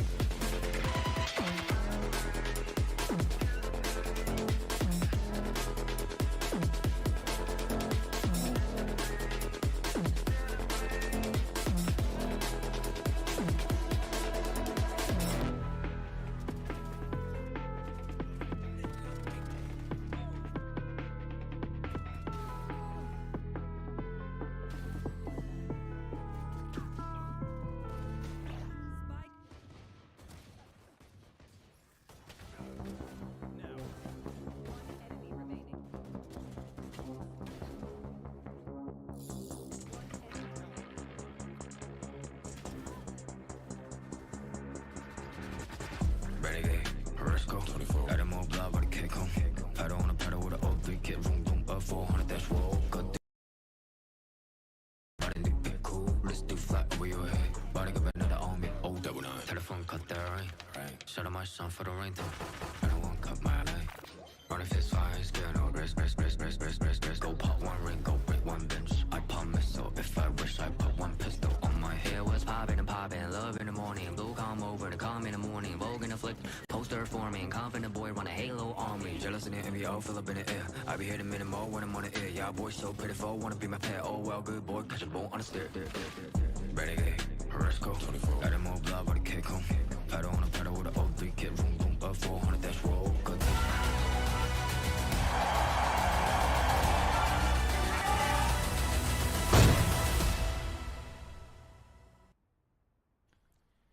Welcome back after that short break. Hopefully all the technical issues have been sorted, and now all the players are going to be on the equal grounds. And this is where things get spiced up even more. XOGG is giving quite a tough competition to Revenant XSpark. So far on the map is split, but we all know for Revenant XSpark, all it comes down to is that one single flip of the switch, and they can instantly start getting those rounds in their hands. We've seen a lot of upsets, and in the split one, hoping so we get an early upset. And this goes to the third map, EXE IND. They will have to dig in a little bit more, but looking at the setup this time, from their side, they've got Viper in that mid area, whilst DotExe a little eager, exploring mid. Snake bite, that's going to do a decent amount of damage, making sure the players cannot really cross over. XOGG, at this point in time, they are just going to try to play it as passive as possible. Or at least try and play it as defensive as possible. Wait for the players to funnel in, and the moment that happens, Revenant XSpark, they start winning the duel. Just with pistols, they're still able to win and do a lot of damage. XOGG, though, you cannot count them out just yet. They've got the weaponry advantage, so default, they should be the one to win this. And at this point in time, XOGG, that was an important pick right there, but Aziz lines him up both, and he shuts him down. Revenant XSpark once again on the verge of winning this eco round, just like the way they did in the previous one, but Aziz, he's only got 1 HP. Venka and Antidote, they need to go massive. Doesn't really matter. Still an outlaw, and all it takes is one shot. But look at that spike being planted. Antidote being sneaky, goes through that A side. And you already have Venka guarding the back lines. Now it's going to be really tough, especially for Markai and DotExe. They'd have his moments, but now they will really have to put the pedal to the metal and get through. If XOGG ends up winning this round, it's going to be massive. But if Revenant XSpark wins this, this might just conclude the series. So XOGG needs this round desperately. The fate relies on this one. Perfect. Even the smokes are out towards the side. DotExe, beautiful pick on towards Venka. Aziz is taking down to just 1 HP, so he does not really have a lot of fighting chance, but he does not need a fight. The pain shell's going to do the damage, and Aziz gets a nice 4K in the end. Beautiful stuff coming in from Aziz. Just when Rosters was starting to feel himself, Aziz gets a raised diff there. And just like that, RNTX back into the competition. And it all came from a thrifty. Now look at EXE setup. Heavily stacked around that B side. Of course, they know scarcity in terms of their creds. They might want to be a little pushy this time. And it is going to be an absolute brawl fest on mid. As I mentioned, all it takes is one flip of the switch, and instantly Revenant XSpark can start to dominate through. And what am I watching? XOGG this time taking the aggression against the players of Revenant XSpark. Not really giving them enough time to think. And Revenant XSpark getting caught off guard with that push from XOGG. It's also going to give them the man advantage that was desperately needed. And they instantly back away towards the A site. Heavy presence available. And Rafiel might just end up making a mistake if he does approach the site right now. DotExe, after getting his hands on that Bulldog. Or on that Stinger, my bad. He does want to do a bit more of that damage, but Rafiel is stopping every single player in tracks, but that showstopper, it's still going to find the equalizer. A 3v2 in the makings. XOGG unfortunately having the man disadvantage in this scenario, but Roster gets shut down. Markai, the only player standing for XOGG. And he's only got a Sheriff to work with. Unfortunately for Markai, there's no weapon retrievable right now. He needs to work with the Sheriff itself, unless if he's able to find the pick on Venka, then that can go huge! And that's what exactly happens. A Vandal in hand and also a fighting chance, but Antidote, he's got the off angle and will punish Markai. Yeah, the idea from EXE was quite good. Initially came in, got that mid pick off, but of course, unfortunately could not get the weapon. And that is where Revenant XSpark made those quick adjustments, slowed down the pace a little bit, played on their tempo, and they knew that getting overeager, EXE in search of those kills, eventually dug their own graves. And towards the end, of course, you could see those nice util pieces from Georgie's side, enough to secure Revenant XSpark the round, made it easy for Antidote, and now this is going to be quite important, an instrumental one at that, as Revenant XSpark venture through mid once again. Full buys on both the sides, and Revenant XSpark this time taking it real up close and personal and quite quick. They've already found the B heaven control. It's insane. Revenant XSpark were so quick to establish that control, and XOGG has no clue that the B heaven's already taken away, but even Antidote gets caught. The man advantage in the hands of XOGG, that's going to go huge in the future. Antidote, the only controller for Revenant XSpark, not in the game anymore, so the post plan's going to be even tougher to convert. Go ahead. Revenant XSpark now needs to work off with anything they've got available, but unfortunately for the players of XOGG, they're starting to lose those duels, and Georgie gets a nice 3K. The man is keeping his team alive, but Korang, the only man left alive for EXE. All the dreams and hopes on this man's shoulder. And they're starting to feel pretty heavy. Profil with this big lurk is able to shut down Korang in the end. Yeah, talk about a literal Armageddon striking for EXE. Absolutely dismantled. Credit goes to Georgie for that one. Well timed, especially when the concerns were high. Antidote not being present in that close plan situation. Just made up for his absence. And now RNTX, they're back in their grooves. They feel themselves, and EXE again down to tatters. The economy just mainly playing on charged stingers and those upgraded pistols. Nothing really favoring them. As a three-man stack on A, can be quite patient. Indeed. Revenant XSpark once again starting to fall prey. Roster. The ultimate is ready. Incredible shot. Once again, the man advantage in the hands of EXE. We have been seeing the same script repeat itself over and over again, but Aziz this time around, he creates a lot of space towards the B side, utilizing the showstopper. He's forced every single defender away from the site. And since they've also got the site control, that's going to go huge. Spike goes down, Revenant XSpark. Now the odds are starting to stack with the players. And Aziz's position is still left unchecked. And he's probably going to try to line him up one after one. Aziz is able to find a quick two-piece, but unfortunately gets detected in the end. As Markai is going to put an end to his story. But a 2-on-1, and Markai is on the verge of actually making it happen as well. The Sheriff is starting to click pretty huge. 2 bullets in the magazine, and he's still going to go for that peek. It's insane. Markai is not scared of the opponent at all. He wants to at least make it to halfway, but no, instead he's sticking the defuse completely, and he actually clutches it. What am I watching? There's no way in hell that just happened. Oh my god, this young lad, Markai, steps up big time. As the saying goes, pros don't fake. Just sticking on to his dear life. It came down to mere seconds. Realized it's gonna take a while, and I was kind of surprised that Rawfield wasn't really taking shots. And as a result of which, this costed Revenant XSpark a round. Kudos to Markai.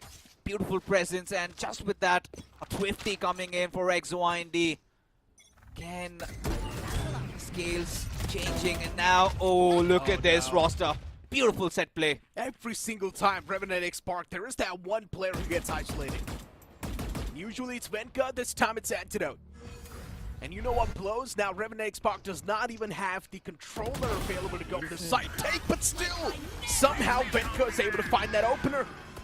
But Trist is able to reply back with a pick of his own as he shuts down the player.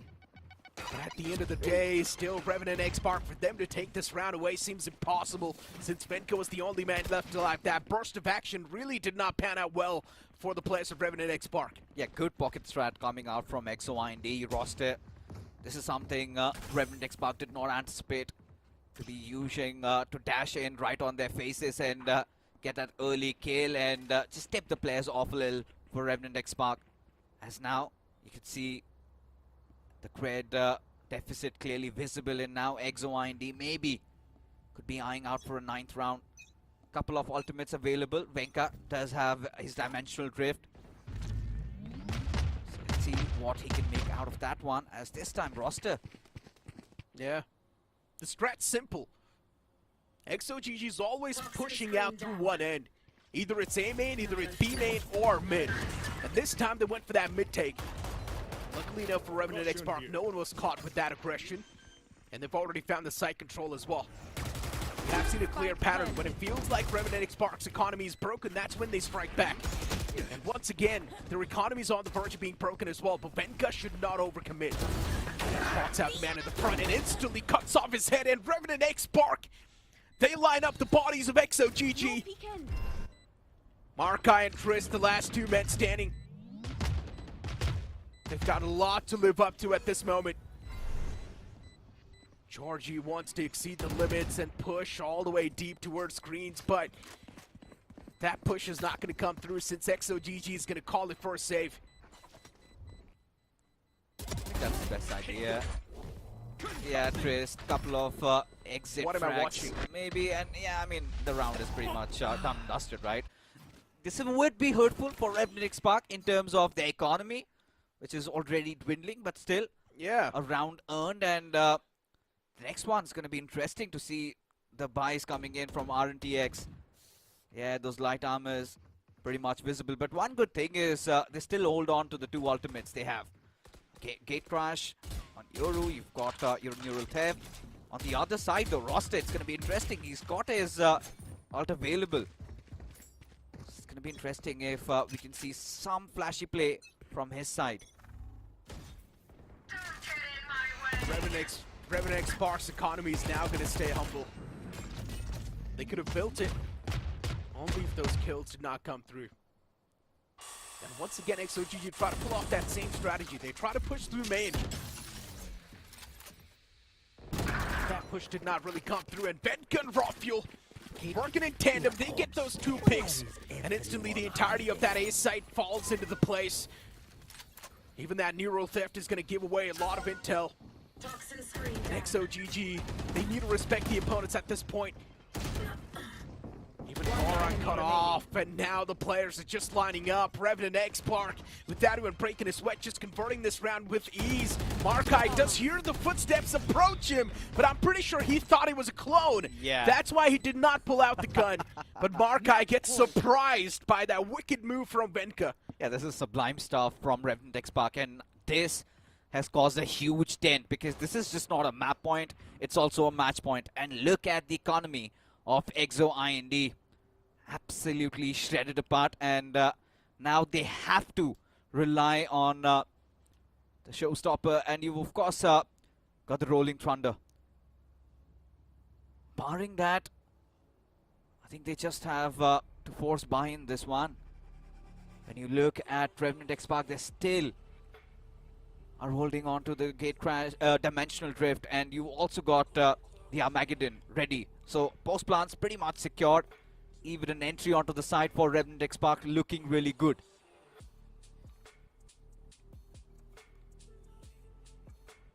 Just tactical timeout, just to discuss what exactly XOGG can do. This can potentially be the last round of the series as well. So XOGG now needs to bring everything they've got on the board. Just put it out there. They're not doing too bad when it comes to the economical side of things. They're definitely doing decent. You might as well just try to go for full buys, but looking at Roster's buy, he's going to be relying quite a bit on that showstopper. At least try and counter that side take once. He's going to try to go real aggressive, but unfortunately, Venka just teleports away, so that showstopper's now down the trade. And even the man gets traded off. Oh no, for Roster, this was an absolute prank being played on the man. Debated. Yeah. A 4 and 5 to kick things off for XOGG. This cannot be any worse. And also Venka is just able to connect so much valuable intel. Gorong was able to shut down Raw Fuel towards that A take, and he's also able to get the second pick as well. Even Georgie is taken away with that. Unfortunately, even the Rolling Thunder does not come into fruition. And Revenant XSpark, what a quick way to close things off, and the map is split. Specifically that last round. But you got to give it to the players of XOGG. They gave quite a tough fight in the second map. Look at Georgie. So stoked about this win. He's got his mouth open. Can't believe how they might have pulled that one off. But yes, jokes aside, I think that was such a great read from Revenant XSpark, knowing that when they have that economical deficit, of course, they're going to be relying on Roster to go for that showstopper early on, and hence that bait comes through. I think it was just Revenant XSpark being steps ahead of what EXE IND were planning, and then you could see, right? Even Venka on that Dimensional Drift, the timing was so pristine. Of course, there was a moment with the Stinger, they got a couple of kills, the spike did fall down, but did not really matter as long as they got their shots right. The crazy part is they had 2 game-winning ults. One was Showstopper and the second was Rolling Thunder. And both of them got no value because the Rolling Thunder just never came through. The moment the Breach was able to pull out his ult, he instantly got shut down towards heaven. So it's just unfortunate. Even after having those 2 game-winning ults, not a lot of value gotten out of those. Pretty much next to none. So Yeah, for EXE, they were relying heavily on those ults, but it's unfortunate that the last round was not taken away by them. But at the end of the day, EXE definitely did show quite a lot of improvement, specifically on the map of Split. They were doing insanely good, and they gave quite a tough fight to the players of Revenant XSpark. And this is also going to be a learning for Revenant XSpark, that never underestimate your opponents, because for a moment it felt like they were taking everything for granted. Yeah, I mean, the takeaway from this particular map was that EXE put their hearts into it. You know, they did whatever they could, and possibly you could see that inexperience really coming into play. But barring that, I think still a nice matchup for Revenant XSpark. We had our doubts, but no doubt about the MVP. Has to be Aziz. 31. This is absurd. 408 ACS. That is absolutely insane. Aziz just fragging out absolute demon in that game. With the headshot percentage of 28.2, Aziz, an absolute monster, just the way he was even in the past. And once again, continuing that same form, the same string. Let's move on towards the team stats. This time around, even EXE will have decent amount of stats, since the previous game was taken quite up close and personal. But just Revenant XSpark having better stats, of course. Yeah, I mean, for EXE, it was all about roster just getting into form towards the latter phases of the game. But eventually we could see, right? I think Makai was struggling, even Gorang was struggling. And that kind of really pushed them off a little bit. But still, you know, EXE being able to squeeze in 8 rounds, and few were some brilliant plays, especially also that ace coming in for Makai with that Sheriff out there. But when you look about around the player performance, I think both the Rays performed exceptionally well. You did have Venka along with you, the second duelist, really playing in. And Trist did have a very good start, Necro, into this game, at least for EXE, but sooner or later, he kind of fell off. Yeah, he indeed did. Even Gorang, at this moment it felt like Gorang was just really crumbling under that pressure. We did see one of the clutch moments where Gorang was put in a 1-on-2 against the foes, and Gorang's crosshair, it was just shaky because the man just had too much pressure upon himself. Those jitters really did start to set in, and that was one of the main reasons why we do not really see Gorang at the top of his game. But it's completely fine though. In my opinion, EXE was able to adapt pretty quickly. They did show a lot of improvements. I've got big hopes moving in towards lower brackets. Now at this point, I'm still trying to get my head wrapping around the fact that were RNTX even try-harding in this one. Because second game, yeah, they might be pushed down a little bit, but still they kind of came back, and they were really back strong. But again, Aziz getting the match MVP, 48 kills out of the 2 games. Just goes on to show how phenomenal he's been as an individual, those team plays, those solos, executes. And there have been so many rounds where RNTX might have lost their footing, but he got them back right into it. Yeah, just 2 kills away from getting that 50. With the ACS of 349 as well, Aziz was, of course, a monster. In general, the entirety of Revenant XSpark had their own glorious moment. Let's not forget even Georgie. A few rounds, Georgie was the man who was able to pull those rounds back from the death grip itself. And in general, a lot of the rounds went real close. For a moment, we thought that EXE can snatch it away, but then Revenant XSpark comes through and they take it away. For a moment, we think Revenant XSpark can win, but then EXE comes through with a miraculous play, and then they snatch it away. I think it was around the second half where Revenant XSpark just got the 11th round, Necro. That is where the game changed, because the economy was completely shuttered and they really had no options. And that is the moment where they knew, right, that they're going to be putting out the showstopper. They were prepared for everything, and this is where I think RNTX won that mental game. Of course, mechanically, they were just better. But yeah, this one was a 2-mapper. 2-0 victory for RNTX as they move ahead. But the next one, it is looking quite juicy. Yeah, it's going to be DotExe Esports versus SNTUL. And SNTUL is one of those teams, still a lot of people are having too many question marks in their heads. What do you expect from this team? Are they going to play just like the way they did in Split 1, where they were not able to open things off that well, but then in the closing moments they were doing really good?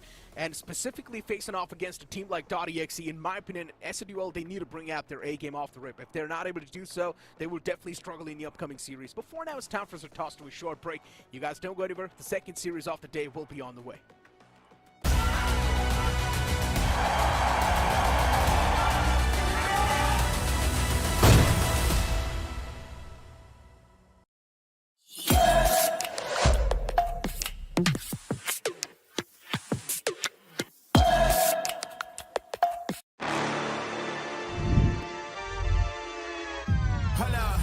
Why do they doubt the kid? I'm about to prove them all wrong again.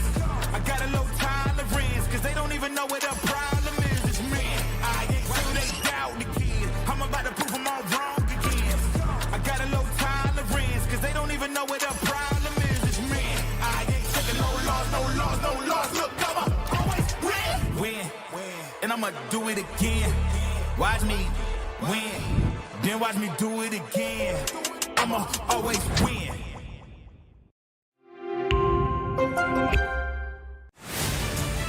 To live your life the way you want. Compete like the toughest challenger. Dance like there's no tomorrow. Celebrate every second you are alive. Life has no rule books, but we can give you a stage.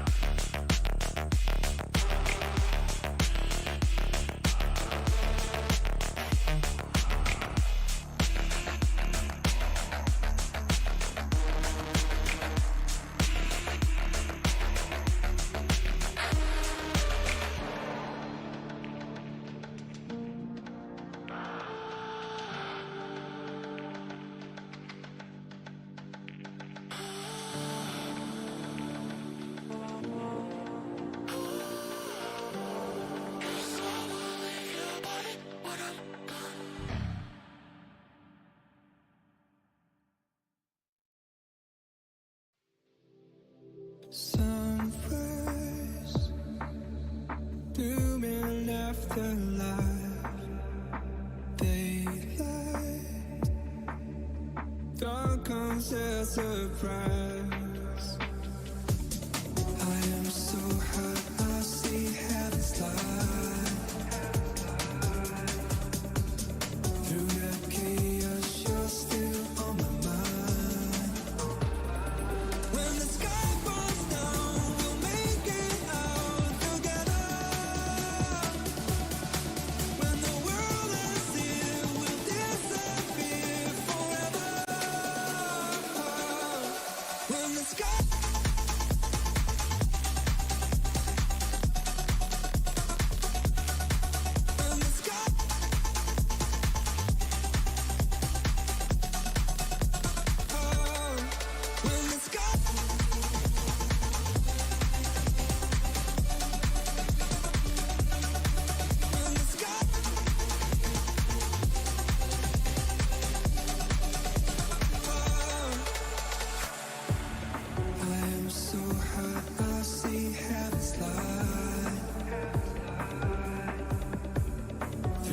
chaos, you're still on my mind.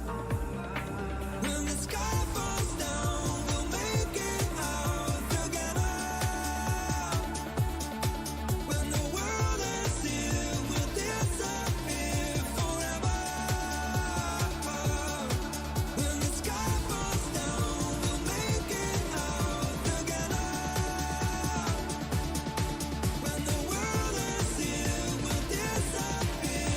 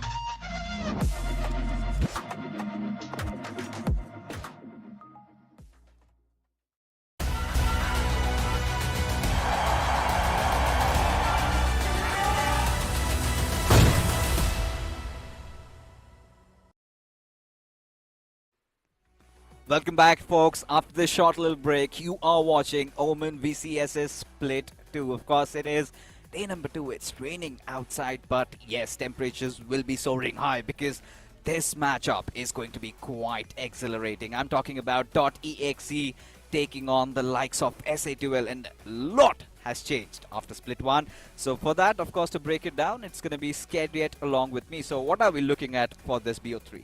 Man, oh man. First of all, the name of the org has eventually changed. It was Rebrand. .exe. Yeah, we're going to rewind it all the way back. .exe was formerly known as OG as well. You've got the same core lineup apart from, including a couple of players, barring a few of them. And one of those players is Hoax, who is right now a part of the lineup of S8UL. And the fun fact, they had disease previously for Split 1. But yes, again, this time things have been changing a little bit. King Kappa has been kept, Techno, Miz, along with Helef and Hoax. Man, the brains on this team, I think so, it's reeking of intelligence. Oh, it certainly is, especially with the addition of Hoax, who's taken on the IGL role for this team. So which clearly means that Helef is going to get that little bit of a leeway, adding on that little depth and extra mind if required in dire situation. But this is it. For .exe, you've got that core RVK, Kohli being present, and then DC, Machiavelli and 21. What do we make out of this? Because this is where we have seen RVK from quite some time. And personally speaking, I've been a big fan of this player. Yep. Now, as an IGL, this is where he truly gets tested. I absolutely agree, along with Kohli, DC, Machiavelli as well, because I remember Kohli only played one map all the way back in Split 1. And that too because Venka was probably having his exam, so he had to run back home, and by that time, Kohli had to fill up his shoes. And to be very honest, you know, everyone was kind of expecting him to maybe not perform, because, you know, there are always those jitters as well. You're sometimes rough around the edges, but Kohli was on point. So now, normally we would see him all the way back from the Grey Fox Esports era, where he would play with Hoax and Venka as well. Now being separated from them and being part of this entirely new team, I think so it's going to be pretty important to see how well he gels up with the team. But so is the case with Hoax when he moves on with S8UL. And given the fact that Hoax has been leading these players, surely would know the minds and how they're going to respond in these maps, especially Lotus, Icebox and Split. Yep. And this is where it's going to be interesting. .exe opting for Lotus, where you've got S8UL picking up attacking. And fair enough, I mean, Lotus being an attacking sided map. Second up, we've got Icebox being picked up. And third, of course, if it goes to a decider, which of which there's a very high possibility, Scared, I feel like we can get to see Split. I was always saying that this series has got the potential to go for that 3-mapper, to be very honest. And considering the fact that we've got both Lotus and Split, I was kind of anticipating Haven as well into the mix, because both of these teams, they showed all the way back in Split 1 how much they love to play on Haven. And we saw right back when it was OG up against S8UL. The scoreline was 2-0 in favor of OG, but it was still a pretty close matchup on the map of Split 2. The first one, 13-11 or 13-10 something. But right now, it's going to be the map of Lotus. Both LF Hoax, they like to call on this one. It's going to be Hoax with the battle right now. But for .exe, Machiavelli is known to have the best Yoru in South Asia. You know, what's kind of surprising me is that we do not have any Teho. There's a breeze there. But Hoax opting for a Fade. So it's going to be interesting to see how they're going to work this one out. But what's your takeaway? And fun fact on that lineup is that they don't really have any Sentinel, right? Yeah. So they won't have any passive control of any part of the map with either trap fires, maybe the shares, or even the alarm bots of Killjoy. So it's going to become even more crucial for S8UL for someone to play anti-lurk. And that basically means your sight holes are going to be just that much weak. Thank you so much that we've got a technical pause right now, because I wanted to discuss about the lineup that .exe is also bringing with the Fade and Breach, or rather the Fade as the solo initiator for the team. Now that is also interesting, because normally this is the same composition that Fnatic would run, barring a couple of picks in this one, because they'd run double smokes with a Viper and an Omen just to play for those lurk plays. And technically that could have been a big counter for S8UL right now, but that does not seem to be the case. Seems like they want to burst through those sites and those smokes. And this is where, when you talk about two duelists being there on the sides of .exe, yep, and not even having a single Sentinel, I think that's the biggest challenge, especially when S8UL goes on the defensive side. So it's going to be interesting. But in South Asian Valorant, we've seen it's more about the aim game. And let's see if W Gaming prevails, or are we going to see some mastermind acts in play, some tactical breakdowns being done? But that being said, folks, we are all set. SA2L on the attacking side. Whilst taking a quick look at .exe, they've got a heavy setup around the B area. Seems like they're pounding for a push. Absolutely. .exe right now, they want to take down the fight all the way from that B main. But on the other side, SA2L looking to move all the way towards the mount, taking that early control. No fight towards double, that's interesting. But mid is where aggression will prevail. Oh, and King Kappa does get that opener, but like discussed, right? Making it work somehow. Trinity, he will find the tread. Miss stuck a little bit around those vines as DC, he's already prepared. Techno getting caught off guard, and .exe pull off a nice entry, clear the site up. Almost will try to delay that plant. And SA2L clearly out of options. Helef and Hoax. Hoax just good for one, and now everything rests on Helef, who eventually succumbs. Phenomenal paint shells, I'll have to say, from Trinity. Threw it all the way down just to make sure that the Omen is going to be pushed a bit more far forward, forced to take the fight. An unfortunate duel, 75-25 is what Spartans would call it, and it's not in your favor. Techno unfortunate in that case. Hoax and King Cup are the only people who actually found some success out there, but again, not testing out the setup of a Wise. That's the big problem, because the amount of time those Thorns can buy is just enough for the teams to rotate. And the fun fact about this Sentinel and why Wise is the most used, we'll go back in a while though. Oh, Machiavelli. I think those shots, but a lot of information for .exe. Yep. As SA2L, having that scarcity of resources, do not have the best of loadouts. Vines baited over there, taking their own sweet time. Yep. And for DC, it's going to take an absolute disaster for him to fall down like that. As the fault line's being laid out, Maze goes in for that entry, finds that first pick, but Machiavelli quick on that trade-off. As now Machiavelli trying to capitalize, maybe get one more. As .exe trying to go put SA2L at bay, but Helef will get that quick plant. Indeed, now it's going to go down to the retake. Good position, classic right click is going to be crucial, and the pop flash is ready by Machiavelli. Ooh, that's beautiful stuff. That is absolutely phenomenal. .exe being so well prepared, and only the saving grace for SA2L will be the fact few extra creds from that spike plant. A lovely pop flash. They were just ready. They knew the positions and they combined it with the paranoia of Kohli as well. So both the players who were playing up close on towards that left were basically forced to run all the way towards the waterfall, and again could not really make that cross on that time. Lovely combination of utilities. Clearly now .exe are showcasing that they are ready for this fight. I remember Hoax constantly saying throughout split 1 that they were not able to practice at all, just a couple of hours of practice. So this entire core that has been kept, DC, Machiavelli, RBK, along with Kohli and with the addition of Trinity, seems like they are the ones who are not shying away from that homework whatsoever. Again, want to force a rubble this time. Yeah, finally we get to see that A-brawl. And you could see hordes of utilities already deployed. A bully. And SA2L starting to get a little bit restless, trying to get that rubble control. And now they will be scaling up. Of course, they do have Machiavelli present around here. He's got his outlaw locked and loaded. Just waiting for that smoke to dissipate. 3 half shields. Oh, look at this. They're venturing deep towards that link area. Possibly even trying to open up avenues for B. But RBK standing atop, relaying all that information. But SA2L, the flood-in has happened. And now almost taking down that A site. But look at that. Trades come in. Spike planted. The aftershock doing so much damage just to tip the player off. And now it is a 4-on-4. It indeed is, but the position of King Kappa is going to be crucial here. Oh, 5 HP, but he can buy the time, and that's going to be crucial for his team. Yeah, but at the same time, they will have to .exe figure ways to try and get the players down, and seems like it's lost hope. Trinity still fighting tooth and nail as Techno will get one, only good for that, gets traded, and it is going to be Hoax who cleans up the pieces. 5 HP on King Kappa, lucky to be alive there, otherwise this would have been to be honest, a phenomenal bonus for .exe.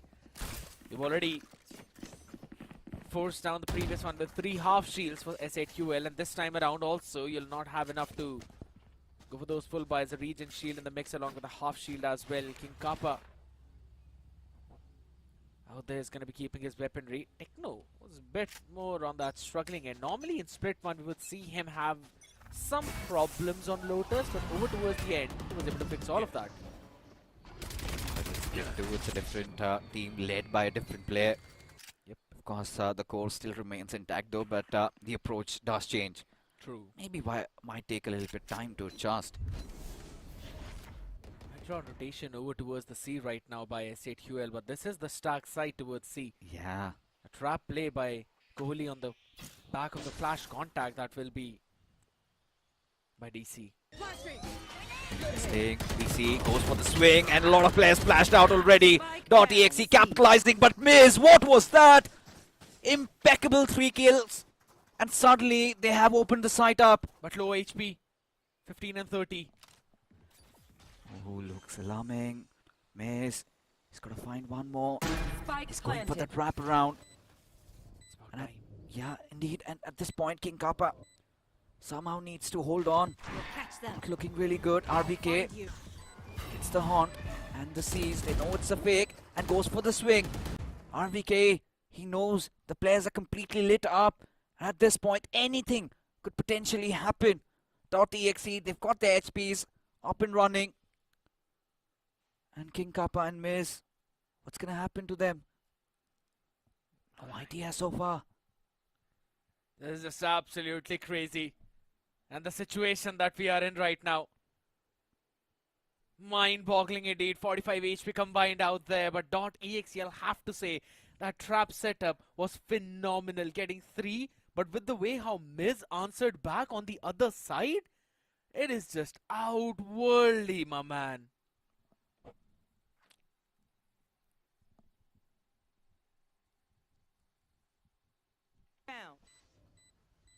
One enemy remaining.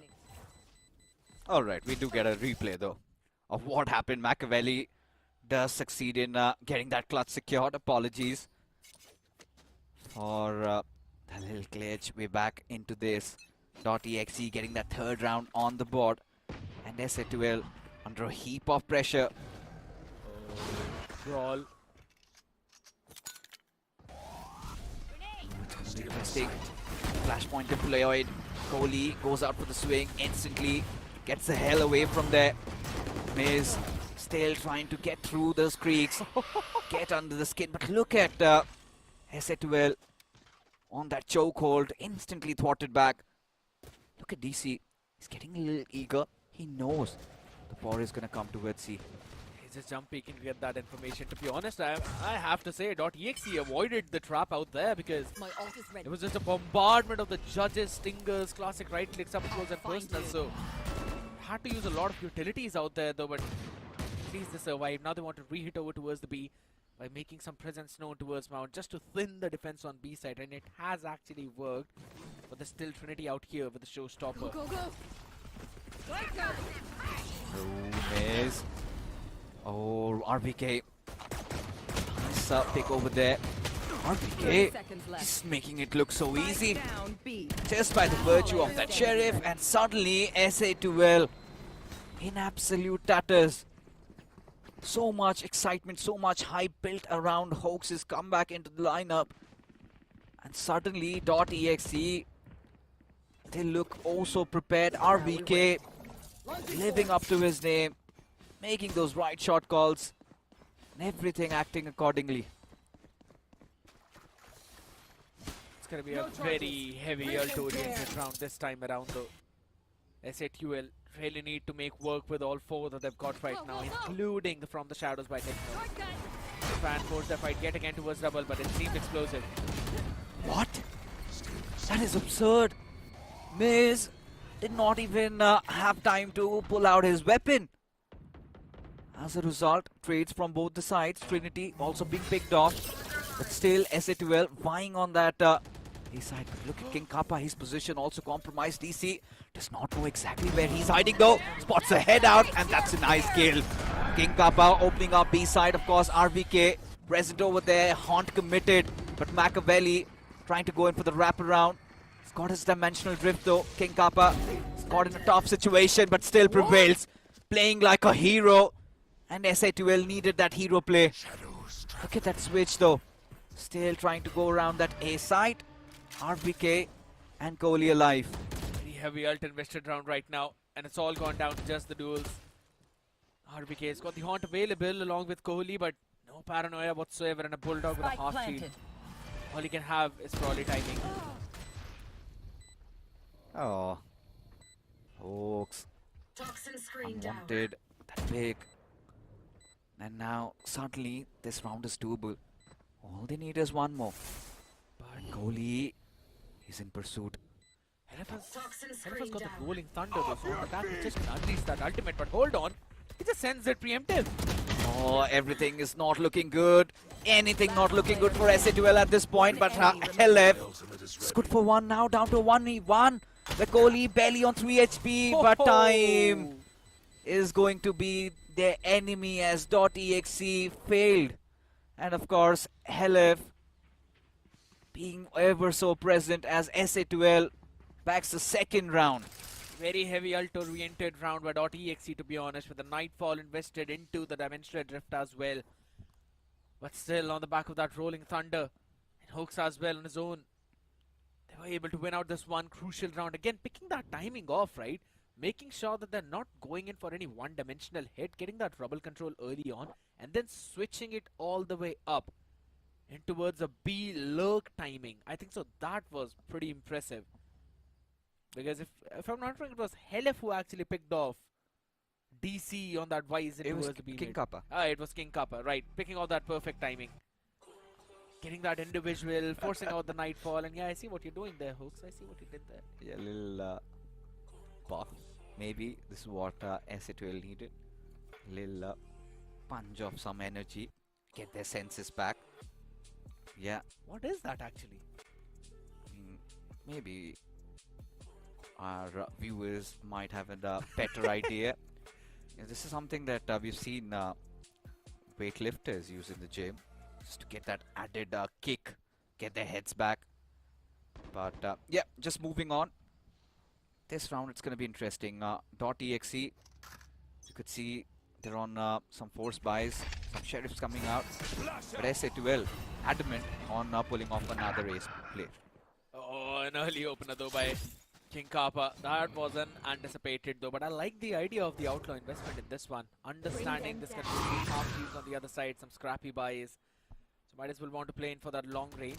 And again, SA2L playing all the way back. Apart from the rubble control, they haven't aggressed towards any other part of the map, barring King Kappa, who's just got the mount control by picking off Machiavelli. That clearly shows them the anticipation that there might be some aggressive play by SA2L on the other side. Oh my god, disgusting. Did have that flashpoint, and yeah, DC did not even flinch. He rules, man. Yeah, sturdy as a rock over there, but SA2L, they will still take on the seaside. Already in control, and yeah, Miz has got a really nice positioning, and quite a hefty investment. Viper's Pit in a round. I like it because DC Rules has got the Steel Garden. Ooh, look at this. Techno a little off posy, but does not matter. Still gets two though. Trinity, that trade. And now .exe wondering if they want to commit for the retake. Flashpoints deployed. SA2L very well present on their post plants. Miss might go for a peek any given moment. One enemy Coming out. He spots one taken out. The last player, Kohli, just struggling to survive, but Miz will just chase him down. And SA2L, just like that, back into this competition. Oh my god. They were desperately searching for either a Vandal or Phantom there. Unfortunately, it did not work out, but Yeah. I'll have to say good understanding by SA2L now. They knew there's a Steel Garden available on the other side, so if in case by any chance of the numbers are equalized or .exe are in some way ahead in those numbers, they will invest the Steel Garden. And that's why they just, you know, quickly went it for that Viper's Pit play, and understanding the fact that the judge becomes even more crucial in the Viper's Pit, or rather more deadly in the Viper's Pit. They did that perfectly, and right now, Miz has got the Stinger available. Wants to play on his overdrive. The question is, when will they trigger this trap? Winters that 3 players stacked up at the seaside. Similar to round number 5. Yeah. And Hoax, he's here to make some presence. Sure. Get over there. CC, he goes in for that swing, and Hoax, he delivers as Miz from the sidelines with that overdrive, and just like that, seaside captured by SA12. The plant is inevitable, as Planted. from the backlines you just have 2 surviving members, RBK and Machiavelli, who would rather choose to save their weapons. My boy Miz was on an intercontinental marathon while the rest of the team was running a 100-meter dash out of the mound. But good anticipation by SA12. They knew that .exe could go for that similar trap setup play. This time they were playing the anti-flash too. So ready with all of their guns right at the perfect crosshair. Finishing all 3 of them up. Eventually Miz, I wouldn't exactly say wasted his overdrive, because eventually that created some question marks towards the B. And now .exe would have to be worried about those B to C plays as well. I mean, at this point, .exe, they need to take a timeout. Need to take a little bit of a breather, rethink their approach, and they've been doing good so far. 4 rounds on defensive half. It's fine. In Lotus, that too. Yeah. It's an attacking map. Exactly. So, for .exe, it's all about just taking a deep breath. Maybe trying to understand SA12's play, because if you are going to give 2-3 extra rounds, and then the scales will tip in SA12's favor. I agree. And we know how momentum-based South Asian Valorant can be, so Heavy fight towards Rubble. yeah, loving that. As Trinity goes a little off position, Techno this time will be fast on the trigger, but Trinity does find that trade, and now out in the open, Helef secures another kill as SA12 having that numbers advantage. Oh, Miz. Lovely. RVK, was it really necessary there? Big question though, in order to equalize the odds, this has dipped them way further for SA12. And I like this mid-round pause as well from their side, understanding that on the back of this commotion, each side might be stacked up. Look at King Kappa, always on that lurk, constant menace. Sneaky Viper, you know. Yeah, and it's just he's just waiting for his teammates to follow up, and that's where they're gonna stack up, head towards that B side. They know this round almost in the bag. All they're gonna do is get the spike planted. And for .exe, which could have really been a competitive round. Yep. Far from that, Kohli position compromise. Already Planted. still trying to compete in this one. Maybe need to find a footing. Need to at least take down 2 or 3 before they can think of a defuse. And there you have it, Kohli getting restless. Finds one though. No follow up from SA12 side. As DC, he also goes in. Oh, nice. Now it is going to be interesting. Steel Garden invested weapon advantage, and the smoke as well, and the perfect one. It's going to stick for the defuse as well, as Kohli might want to just try and body block. Gets one. Last 1v1.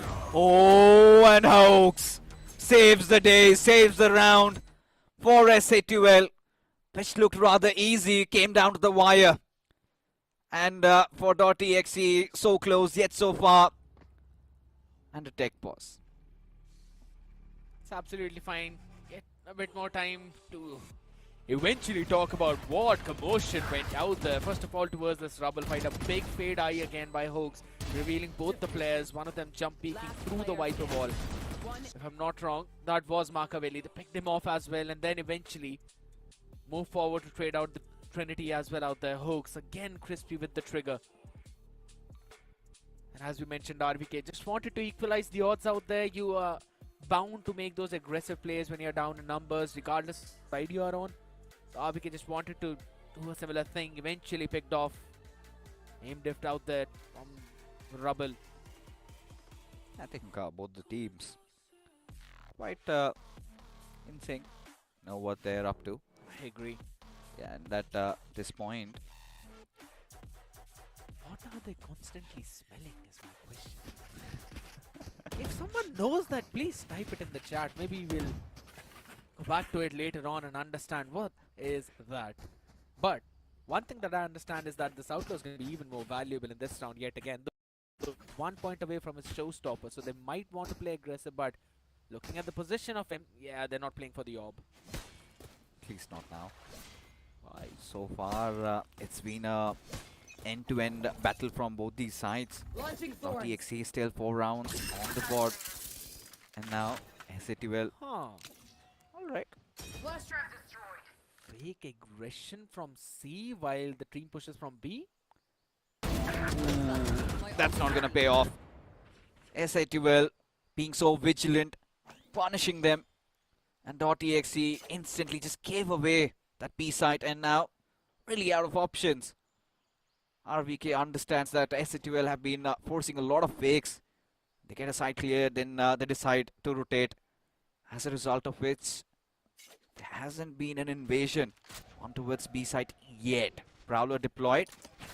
Eagerness showed towards B. Good re-clear. And here's the thing, this is just SATUL being pretty smart and diligent, understanding that DXC would eventually make a play just on the back of the fact that they were down in weaponries. Players on the back of face side, Kohli, nice first opener. Yeah, much important one at that, but Maze, look at him. 30 seconds Just left. trying to dash in. Gets smacked right back. Kohli has to survive the aftershock, but King Kappa present over there to shut him down. As RVK now in a kerfuffle, does find one though. This is the cracked sheriff aim that RVK is renowned for. As DC, he will try to inch in to no avail. The IGL taking him down, and SA2L finally the momentum swinging in their favor. 6 rounds, and 5 of which in quick succession. DC would have really loved the previous round Steel Garden if he would have not used it in round number 9. But the operator being brought in by Markavelli though this time around. A bit too late though in round number 10 I think, but look at Kim Kappa, he's doing the exact same thing, but he's going to do it towards the A side. Quite sure that they're going to have another weaponry that's a Vandal or Phantom drop for him, but outplay. Lovely shot by Marka. Much needed, especially if you're .exe and you know that it's going to be a heavy investment in make it or break it. As DC, that's a good kill on Techno, already secured, and SHUL finally start to bleed. Rotation does come though. Look at the men huddled up on the back of C as King Kappa just doing his stuff. He's crossed. He's got the timing. Ooh. But Kohli, he's got an inkling that says, The shows shots. maybe. Oh my god. He does not see him because of the shots. Turn around. Kohli. Oh, this really has to suck. Where are you? But for SA2L, still outnumbered. We'll get the plant though, as the retake comes flooding in. Trinity holding on to that showstopper. The Rolling Thunder there for Helif. So SA2L, the only bane right now is their HP, their problem. But quick commitment, and suddenly Trinity, he gets stunned too. Satchel out. And at this point, Helif is going to even things around. Player standing. But DC is relentless.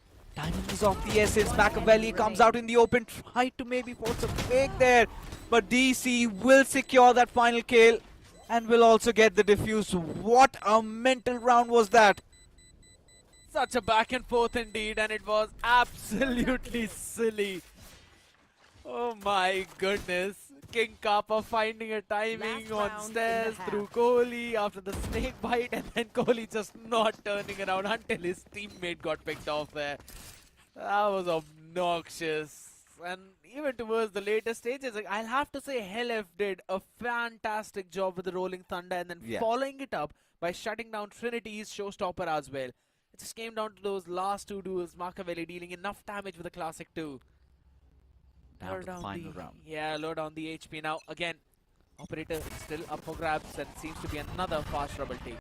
Yeah, and Miz, he has to be the one triggering the apocalypse over here. Well set up are the players of .exe. Doors broken. RBK knows that there's a lot of movements happening around the rubble area. He's caught in that seize. It's Machiavelli trying to reposition himself. SATL still relentless. Would want to explore A, but eventually decide to venture into B. Trinity and RBK in tandem quickly thwart this threat. And suddenly a nightfall, giving away more information for the players of .exe to walk around with. And at this point, Machiavelli and his operator already well set. The swing comes through. Two-man peak still survives. As I said, 3 men strong at this point. Against 5 players of .exe, not really looking that great in the situation. Hoax brought down too low. King Kappa again on the lurk, gets punished. One after the other, the limbs being cut off from SA2L. As now Trinity gets the swing, gets the kill, and RBK will get the deed done as they will equalize numbers 6-6. What a phenomenal discipline by .exe. Normally you want to venture out, want to see where the players are. Specifically in a situation where there are 3 players and one of them is unknown. But I have to say the due diligence by DC, constantly holding the waterfall angle, making sure that King Kappa has got nowhere to escape. That was pivotal. And then came the nightfall by RBK along with the Fade Eye, making sure that both the players caught in the connector. Again, not just caught between a rock and a hard place. Rock being the Trinity and the hard place being Machiavelli's operator. But now this is where it gets challenging for SA2L. Because when you look at the agents from .exe, they've got quite some explosiveness, especially trying to enter into the site. Yep. And at this point, Techno, he has to show up. Needs to show the world why we love him as a player. As Machiavelli, try and chill a little bit. As Miz wanted that early pick-off. Failed to do so, but does have a lot of information. Could be a seed.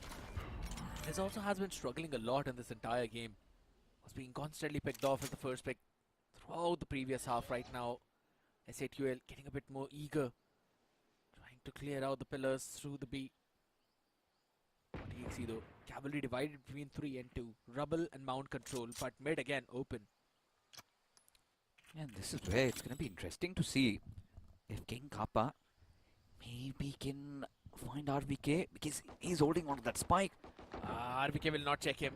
Yeah, and that's not going to look good. Oh my goodness. Spike down. Disaster for .exe. Have lost spike. And at this point, oh my god, DC still does manage to redeem himself a little bit there.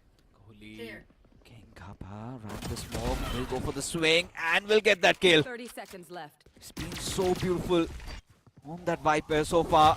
Now the flash comes out. Trinity also gets Spike picked off. down A. SA2L complete control. And .exe left with just DC and Machiavelli, player standing. who are not healthy at this point. Beautiful timing, 11 more seconds now. 10 seconds left. Less than the HP of DC out there, which was just 15. And on the back of it, SA2L getting a perfect round out there, again creating those question marks. They inserted King Kappa after pushing out pillars, and then he just held his ground, picked the timing against RBK. Got the spike down, and it came down to that one important duel between Kohli and King Kappa, where King Kappa prevailed. But there's another thing that's prevailing, and those are the offers on the Omen laptops. You can save up to 87,000 by getting those Omen laptops. And fun fact, they're running on the i7 processors as well. And you can get the phenomenal HyperX headphones that are worth 11,000 and just 499 right now, as King Kappa with a cheap weaponry on the floor just catches 3 and 4 with the goals. That's disgusting, as he will end it with an ace. King Kappa, you beauty. He has been ludicrous. He has been a demon so far, and proving his prowess. So underrated, yet so impactful. Imagine to not even Need a rifle for that. Oh, .exe concerns. Everything about that clutch so good. Snakebite, vulnerable, suddenly boom, boom, boom.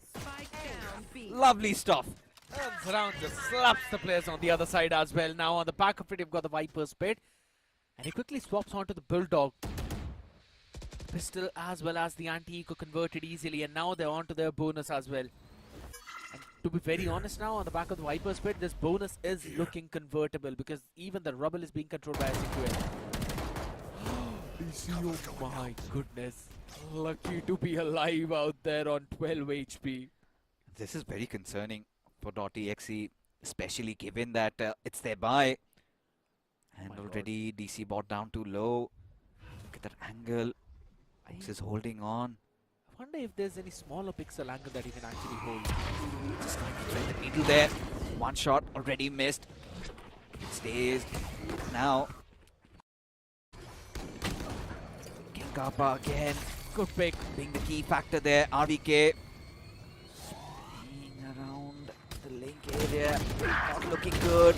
As this time .exe wanting to find some avenues of entry. Of course, Trinity still putting them into the game. Seconds left. But the spike control not there for .exe. Hoax will get some damage though. Now that Haunt has given his position away just to make things easier. The Prowler, yeah. It's a crossfire almost being set up and Trinity will act accordingly. And now he's got 10 seconds to work things around. Has to take that fight, but Miz, look at him, bot too low. And now he's not going to be taking that peek. Would he? Oh, there you go. Beautiful stuff from Miz. And what a way to stop that plant and get the round. The perfect timing out of the Neon. Again, you can catch anyone in the jump peaks except for a Neon.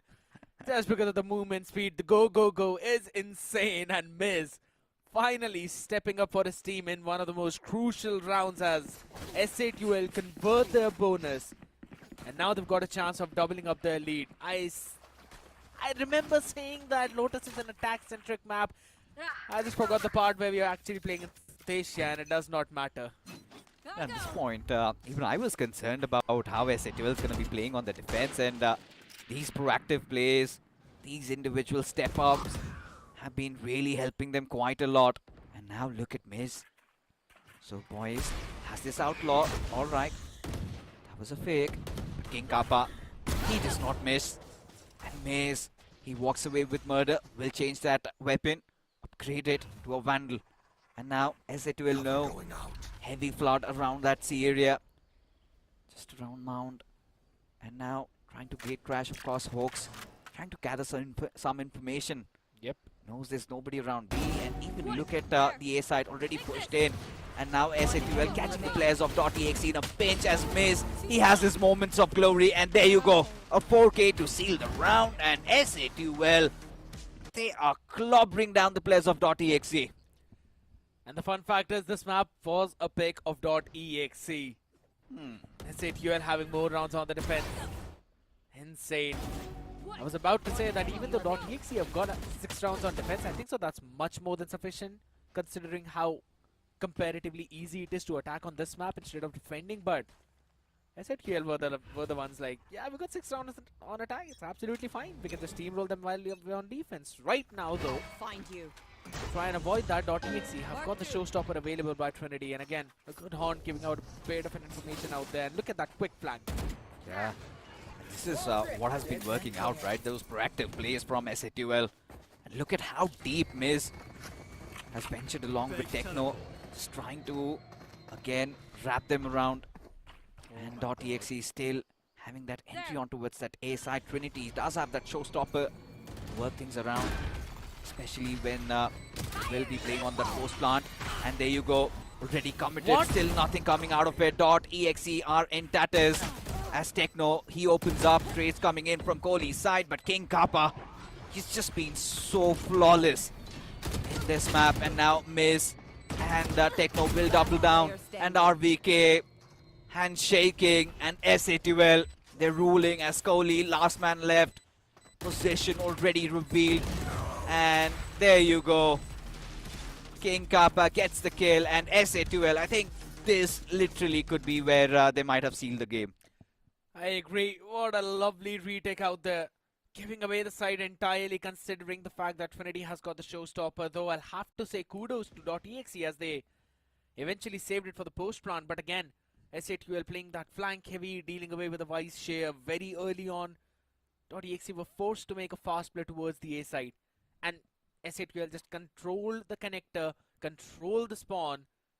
And they also made sure that not even a single player from .exe are gonna run towards the CT to have some more space. I think so that was a big mistake for .exe, which could have basically changed the outcome of the round, as they might have taken the spawn control, maybe planted for the backside, and then tried to take some more space away, try to re-wrap around through the connector, maybe outflank the flankers, but none of that happening out there. SA2L with their sheer pace were able to quickly take control of that trouble and then move forward as a unit. And to be honest, a couple of unfortunate timings as well for the members of .exe. I'm kind of wondering, or rather comprehending the fact that why is .exe not slowing down a little bit? Just let the utils pour in, maybe then try to make a play. It's always been about SA2L just being over aggressive, winning those aim duels, and .exe falling short of numbers. Because look at this round, they do not have a lot of creds. Another force buy, Exactly. and that could earn SA2L their 12th round, heavily stacked up. Scraps across the board right now. Oh my goodness. They see. If this beauty gets one out of there, maybe they can convert this round. I think they need a lot more than that. They need to get those weapons. They need to get the numbers advantage. They need to show some decisiveness. And DC, of course, few shots exchanged. King Kappa has taken a little bit of damage though. Trinity. Ooh, Oh my god. that could have been quite important. Just missed the timing out there, Trinity. At the back of it though, right now, yes, round is being controlled by .exe, but look at how far Hope is playing on that trouble. So got to re-clear that guy, and that you can eventually think of winning. No charges. Oh, a little too hasty on those triggers. As Miz, ever so poised, just take a shot, my man. He's gonna get a kill. Now the smoke dissipates, and he misses. .exe, they were looking for that inch of the space, and finally they've gotten it. And now SA2L, oh my god, that was a lovely play coming in from Techno's side as he gets two down there. As .exe again on the verge of a collapse. King Kappa, so patient, really not pushing this through, as DC, he's just good for one. Time is also running out, and RVK, Oh, those sheriff shots are not gonna matter unless he gets the plant, of which the possibility is not there anymore. yeah, and Techno is just going to run away. The round is going to be lost though. Bit of an eco damage out there done, but economical damage does not matter in a round 7,000 like creds on this. King Kappa. Exactly. My man is just going to cap out right now. If it was not a 9,000, he would have had 10,100. But that's the fun thing. Again, another round going in for the side of SA2L. Though these sheriff shots clearly showcased us that .exe have got the aim. They're only getting outperformed in that macro gameplay. 4 major ultimates apart from just a showstopper to try and maybe breathe some more life into this lifeless game that is running in the hands of SA2L. What felt be a very competitive game. SA2L starting to stomp through .exe, and just to make matters worse, Miz comes with that overdrive. Hoax already prepped up. That Odin spray hurting the dreams of .exe. As Kohli goes down as well, .exe still do manage to get to the A side somehow. You get the plant though. Abundance of ultimates there already. Haunt committed at this point. Machiavelli, Sees 2. yeah, he has a lot of information to play around, but needs to get those scales. But Techno, Why would he expect Techno to come so late around the spawn? That's not even Machiavelli's fault at this point. trying to hold on as Miz, he goes charging through. King Kappa trying to trigger that defuse, and now they will get it. Not just this round, but this entire map. SA2L absolutely flawless on the second half.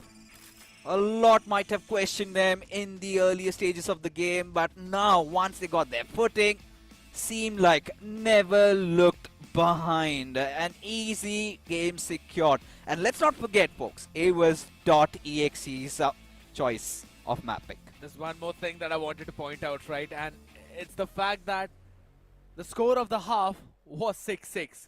The score of the game was 13-6. That's 7 consecutive rounds on defense. You know, you cannot convince me by mentioning that this is the defense-centric map or the composition were defense-centric. It was just the fact that I'd have to say .exe were not anticipating such a fast play coming in constantly from SA2L. So many quick flanks, and that too not just by 1 or 2 players but rather heavy flank plays. And I kind of agree with the point that you mentioned a while back that they should have slowed down the pace. Maybe they should have controlled a bit more map and then move forward. I mean, at this point, I feel like it was all about King Kappa and his plays. Because early on, we kind of saw SA2L struggling a little bit. And then come those rounds, right? And after which, I think SA2L kind of mentally knew that, nah, they're not going to lose to this.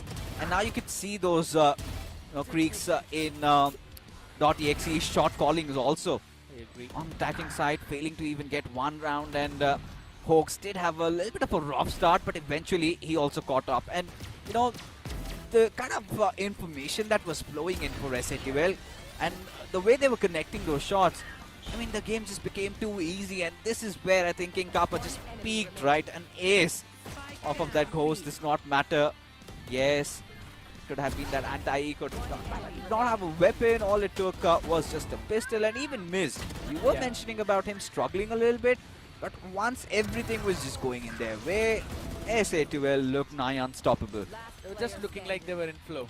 That's the only thing which you could eventually say. There were individual moments from almost all the players, but King Kappa though, this guy was playing like a king. I know that the stats look fathomable at this point. 21 kills with a 313 ACS and 7 first kills. Beautiful on stuff. A Viper, 7 first kills is bonkers. Majority of which came off in the second half itself. We could see, right?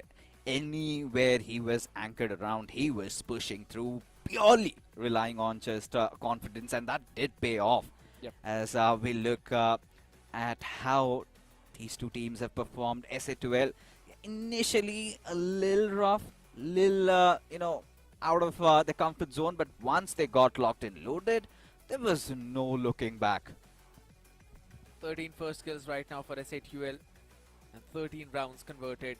Same goes for .exe, 6 first kills and 6 rounds converted. On the other side though, if you look at the post plants, right, SA2L got the site 10 times. That means they were constantly getting the plant down. It just came down to those retakes where .exe were able to take the site away from them 4 times. And they also had one clutch through that mix. But after that, OMEN.exe went on attack. SA2L showed them how the actual defense is done. I mean, for .exe, just barring those earlier rounds where we thought that yes, .exe, they are looking quite solid, and suddenly it felt like this ground just fell apart for them.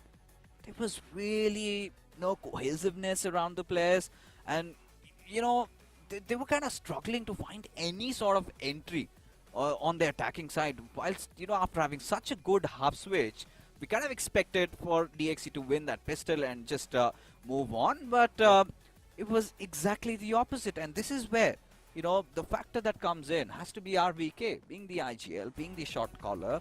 A lot of fingers would be pointed at him. I agree with your point, and also I think so, it just came down to the depth of preparation of this map as well. There were a couple of trap plays on the defense too, but only a couple of them rather. And over towards the mount, they only did one thing, right? There are multiple ways to actually get the control of the entire C lobby itself by pushing a few players through B, pushing a few players through mount, but they were lacking. Maybe we're going to see a few things change on Icebox. That has to change, and that has to change ASAP. All of that, folks, will happen after this short little break.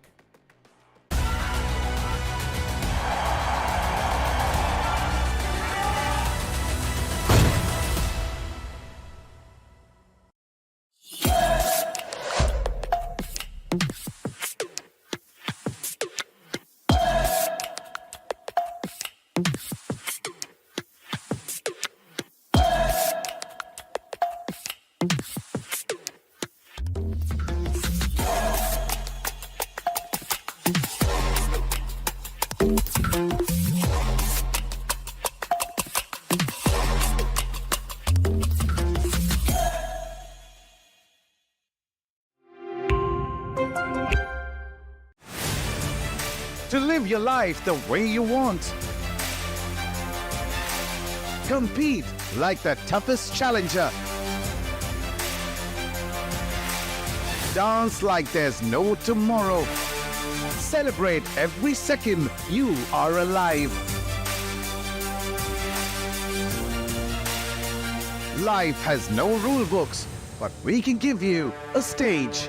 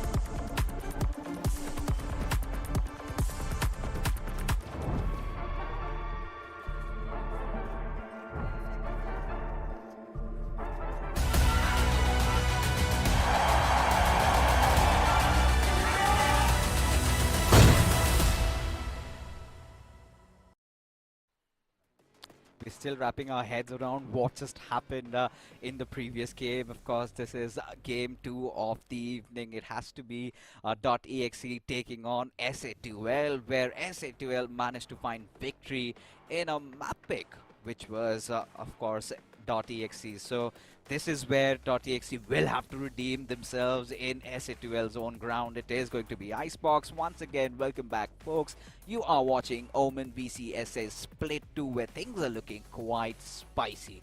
As now a lot of creeks, and to break it all down, we've got Scared. So what are we anticipating from Icebox? I mean, long back when Deathmaker used to play with a lineup of Helef and True Rippers, they were known by the name of True Rippers. That was the time when, you know, I'd have to say Helef liked to call on that map too, but don't really know if Hooks would also enjoy that one. But since they've actually picked that map, I'm kind of anticipating this one to now probably go in that 2-0 fashion, because it just seems right now that there's a lot of people that are now holding hands of each other and trying to move it around left and right for the side of .exe.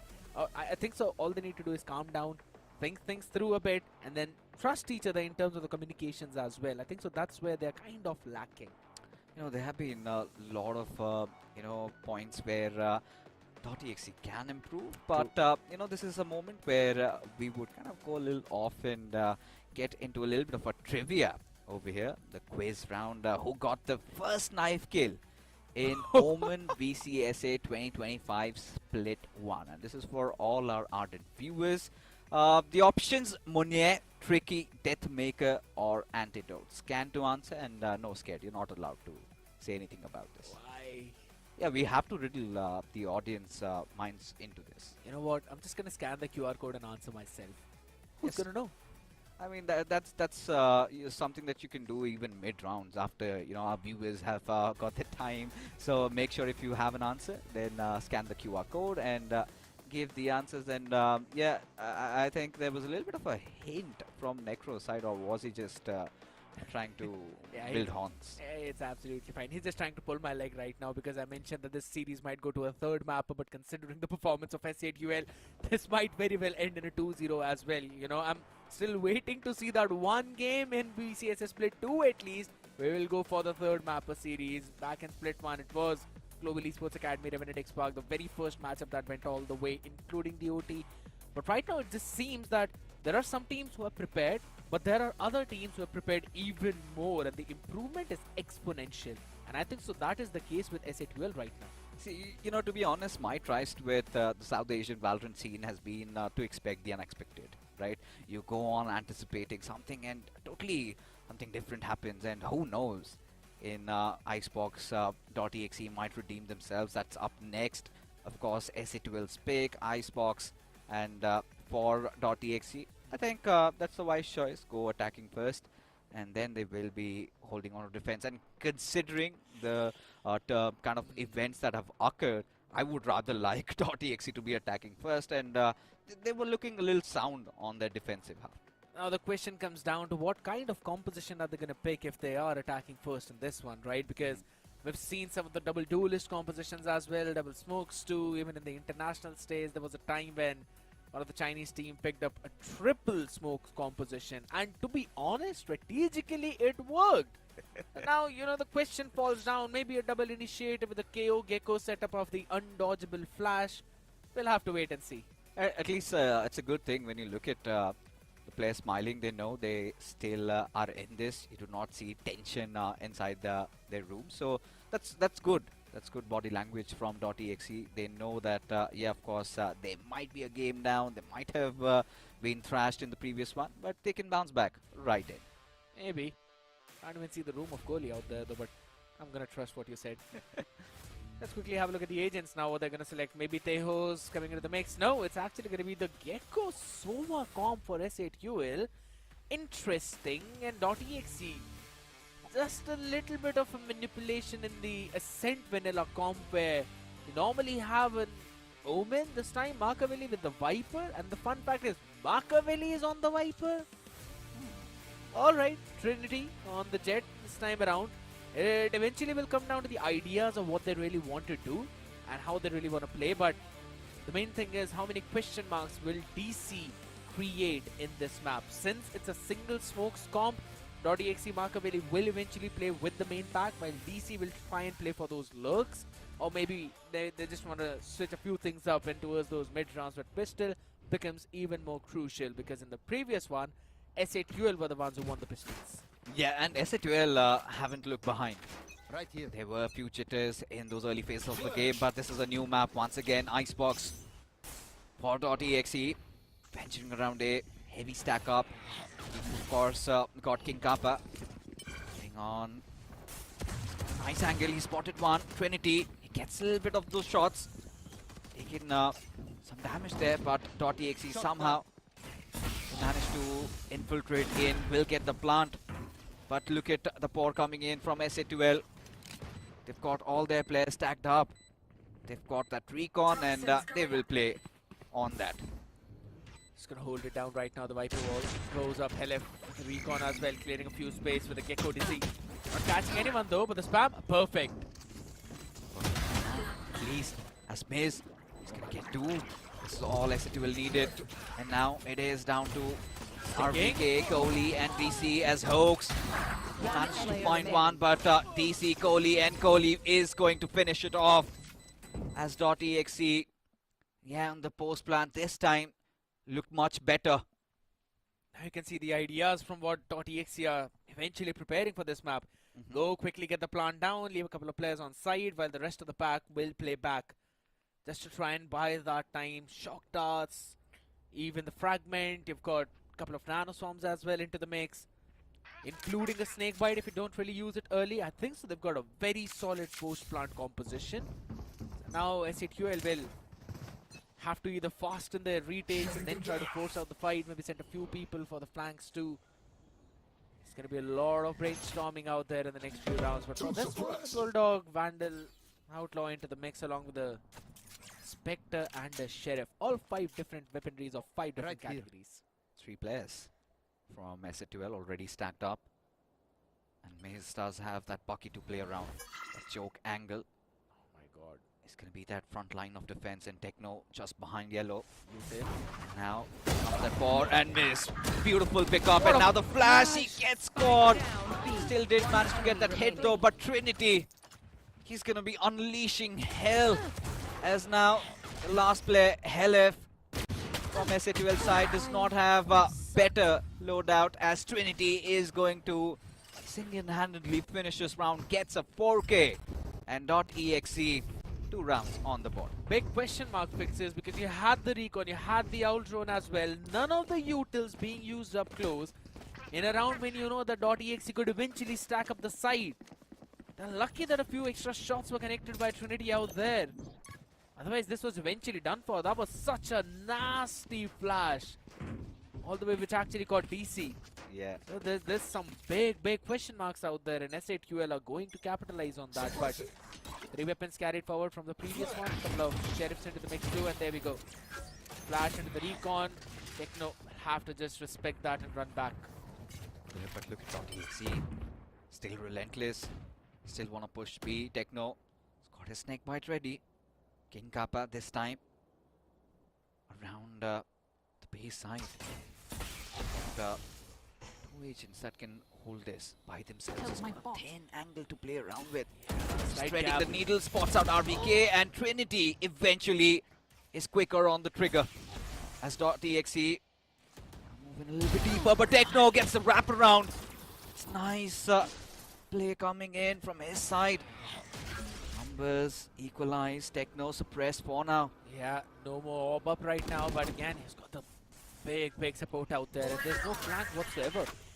Yeah. So SATUL, they're buying enough time right now. 40 seconds up on the clock. There's no map space for .exe. They're just going to cut noise and maybe go in for a reheat towards the B. And that snake bite can delay the plant. I think that's the idea. 30 seconds left. Because even when you look at Revealing Maze, he did not aggress A. He knows there's a lot of movements. Hunter's around B. Fury for Kohli is up. Yeah, and they're gonna be playing on that. Still a crucial piece to this puzzle as Machiavelli. 10 seconds remaining, going in for the plant. Techno will find one, but the trades are definitely there. DC somehow comes through with the classic, and now it is a 1-on-3. DC all by his lonesome. This is where SATUL finally find those strings of success and get the first round on the board. Similar to what happened on the previous map too. Pistol and the anti-eco going for .exe, and then the main buy round for SATUL converted. So a slight back and forth in that one, but that was again when SATUL were attacking. So we'll have to see the ideas that they're going to put in, but the main idea is clear. They're going to try and anchor down towards the B side by King Kappa and Techno, and they will play for the plant denial with the nano swarms as well as the snake bite, while the rest of the cavalry will hold down the other parts of the map. You've already got the turret in towards the kitchen. That will mark any kind of push that will be up to. And we're going to try and anchor down from mid too. Explosive A start though, missed though. This time taken down by the spam from RBK. Lovely one indeed. Yeah, RBK taking matters to his hands. Gets that early opener. .exe just like that. It will be entering inside the side, and Trinity this time does not miss. 2 quick kills. Side secured. Plant is inevitable. Techno, King Kappa, 2 players alive, and now Techno is trying to change things around and indeed has done it. What a timing. Equalized the numbers, a 2-on-2 situation. .exe, 2 players still more healthier though. They're playing post plant. Snakebite and Nano Swarms available. Placing swarm grenade. One enemy remaining. Lloyd, King Last Kappa though, player standing. down to a 1v1. Stuck to half though. Yes, and he's gonna force it. DC, he has to be quick, he has to be fast, and indeed he is. Cometh the buy. .exe. Yes, they deliver, but it was such a close round. I'll have to say, you know, the communication which I mentioned is eventually getting back on point right now. Yeah. Because you had to comment that it was stuck towards half and DC could not have spent any time jump peeking. Had he decided to jump peek, it was done for. There was so much time, phenomenal decision making, and on the back of it right now, you've still got the Hunter's Fury available, you've got the Blade Storms up for Trinity, and you are seeing Trinity right now in form. Yeah, finally, I think got their heads in one place. And this time Trinity, oh, that could have been close. Say 3 people on the side right now, do you still want to force it? That's the question, and maybe DC says yes. Yeah, this is what was missing. That intent from .exe's side, and now look at that confidence exuding. RBK, Trinity, all finding their pieces as King Kappa. Wow, what a shot that was! The second already hit, but through the wall did not do enough damage. It's gonna be a little gutting though, but Techno, last player alive, will get taken down as .exe looking much more better in this map. What a shot by King Kappa. I'd have to say, unfortunate for him that the second one was through the wall bang. Otherwise, this round was very much doable for them. But DC, great job indeed. Finding that first opener right away, and on back of it, Trinity pulling up on the side too. RBK getting that check down. Even the goalie offered an individual out there fixes, and it became a bit dangerous. But yeah. The better weaponry wanted to take the long range fight, and on the back of it, SA2L with the timeout. Yeah, SA2L need that, and you have Hell Ranger already on your backs, just giving them important words of wisdom. Because this was what .exe were missing, that cohesiveness and that intent to take those aim duels. This is something that they were lacking, that confidence has finally been instilled. And now SA2L suddenly feel a little bit threatened. And we'll see what sort of countermeasures they take this time. Of course, let's not forget, slightly inclined towards the attackers on this map. And .exe, they're making good work. And what I really like about what .exe have been doing is how they are constantly in pursuit for those pickoffs. Yeah. They're mixing the pace as well. Yeah. Some of the rounds have been super slow, super calculated, and a few of them explosive as ever. One away from the lockdown, both the killjoys. The Techno. Go for the Viper Spirit right on top of the fort, and Hunter's Fury on the other side, committed, trying to catch someone, but fortunate for him. Gonna get the tag on Viper though, but for King Kappa, not so lucky out there. He still gets the pick onto Trinity. And that is interesting. And I believe it's through the entire Viper Spit as well. Now you basically forced .exe out of this part of the map. And you're now trying to funnel them in towards the B side, and that's why the stack is towards the B. But .exe want to brute force their way through the split. My ult's ready. Now come on. Yeah, this is good stuff. Important time Calling my bot. for an ult like that.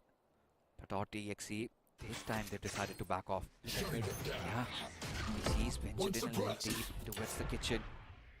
And at this point, oh, gave his position away.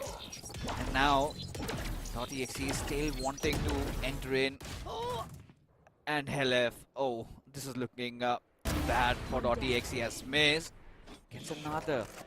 30 seconds Enough left. to cut the winds off their sail for .exe as SA2L instant bounce back in this round.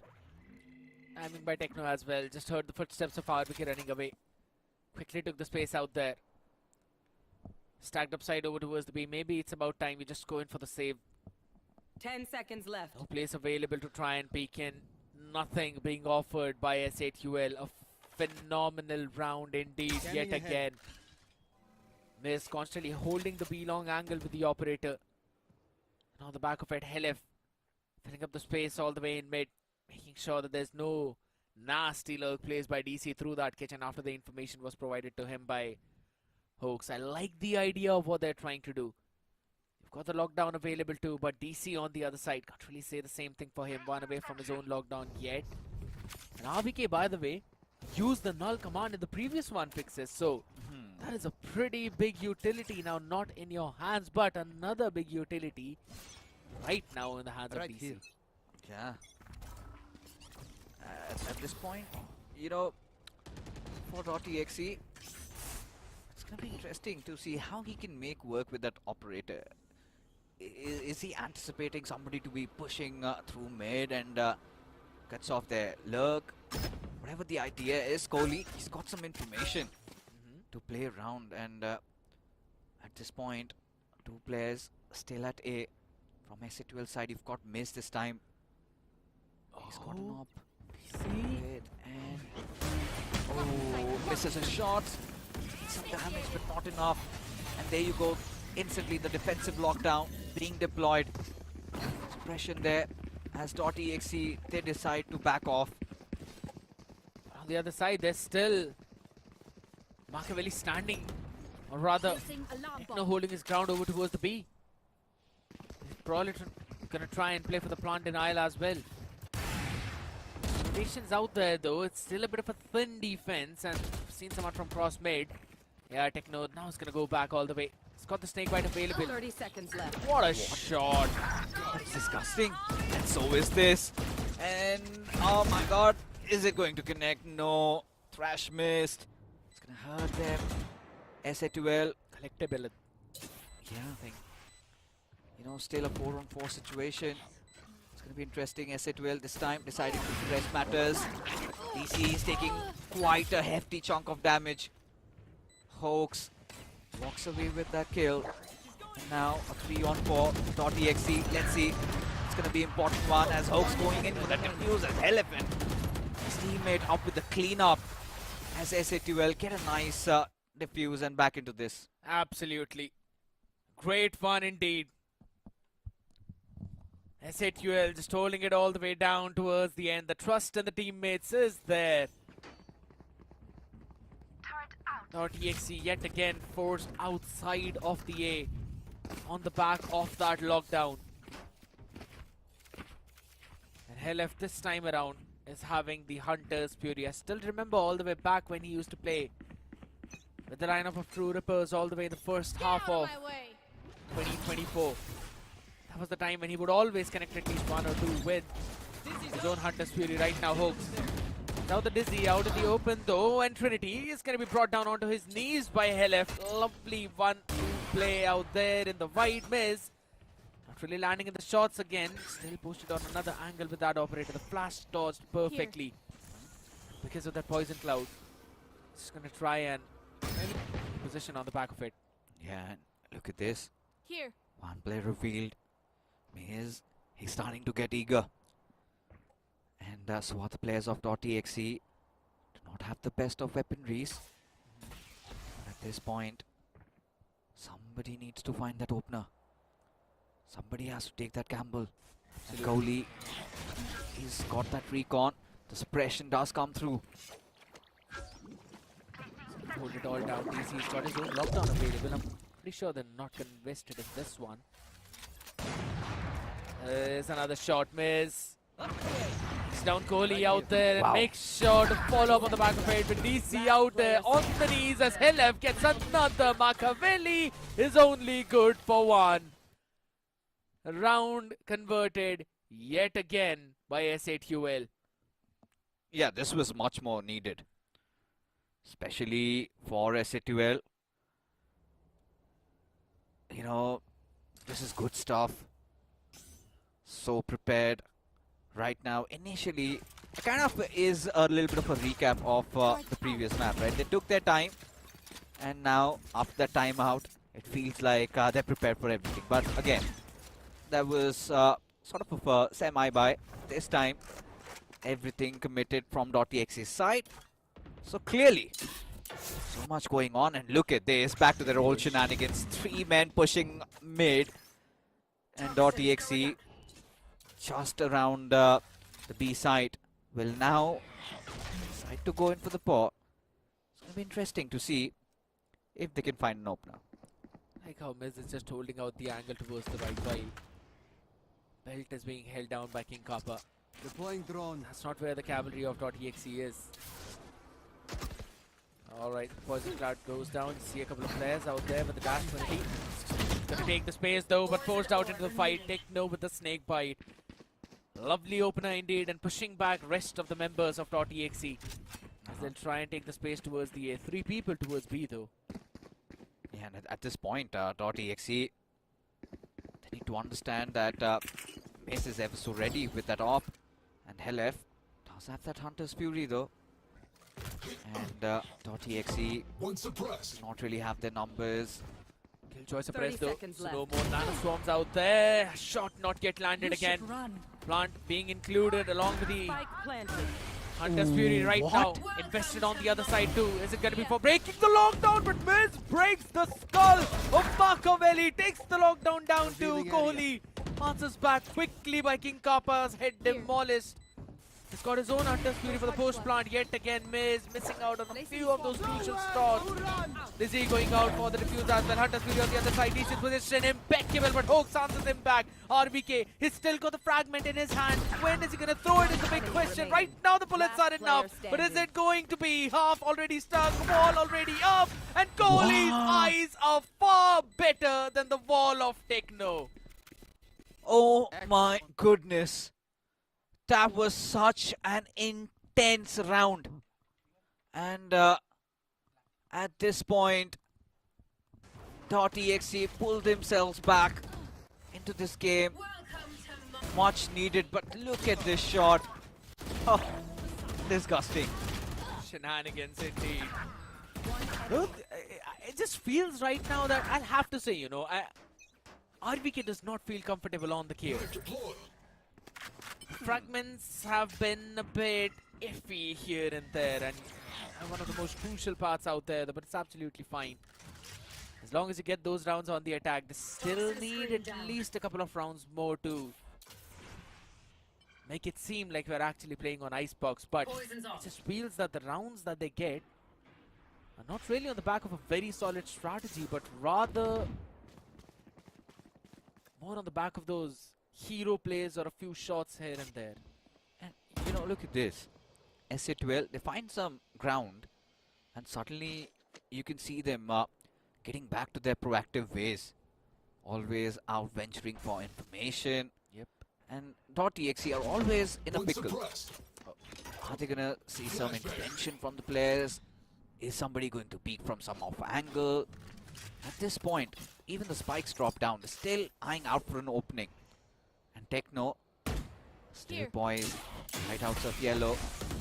And now Techno, he's gonna go for the swing. It's gonna be an important matchup there. And Techno, he's gonna win that. As King Kappa, he's gonna follow up. And .exe again find themselves in a very rough situation. Precarious indeed. You've got the null command available, but now not enough members to try and invest it for. This could very well be a save again. 10 seconds left. Really have a very solid economy. Maybe Kohli will have enough to drop one down. He's got full shields as well. Shocked out for a 150. So yeah, he'll have enough to drop one weaponry out. Trinity far away from the Blade Storm.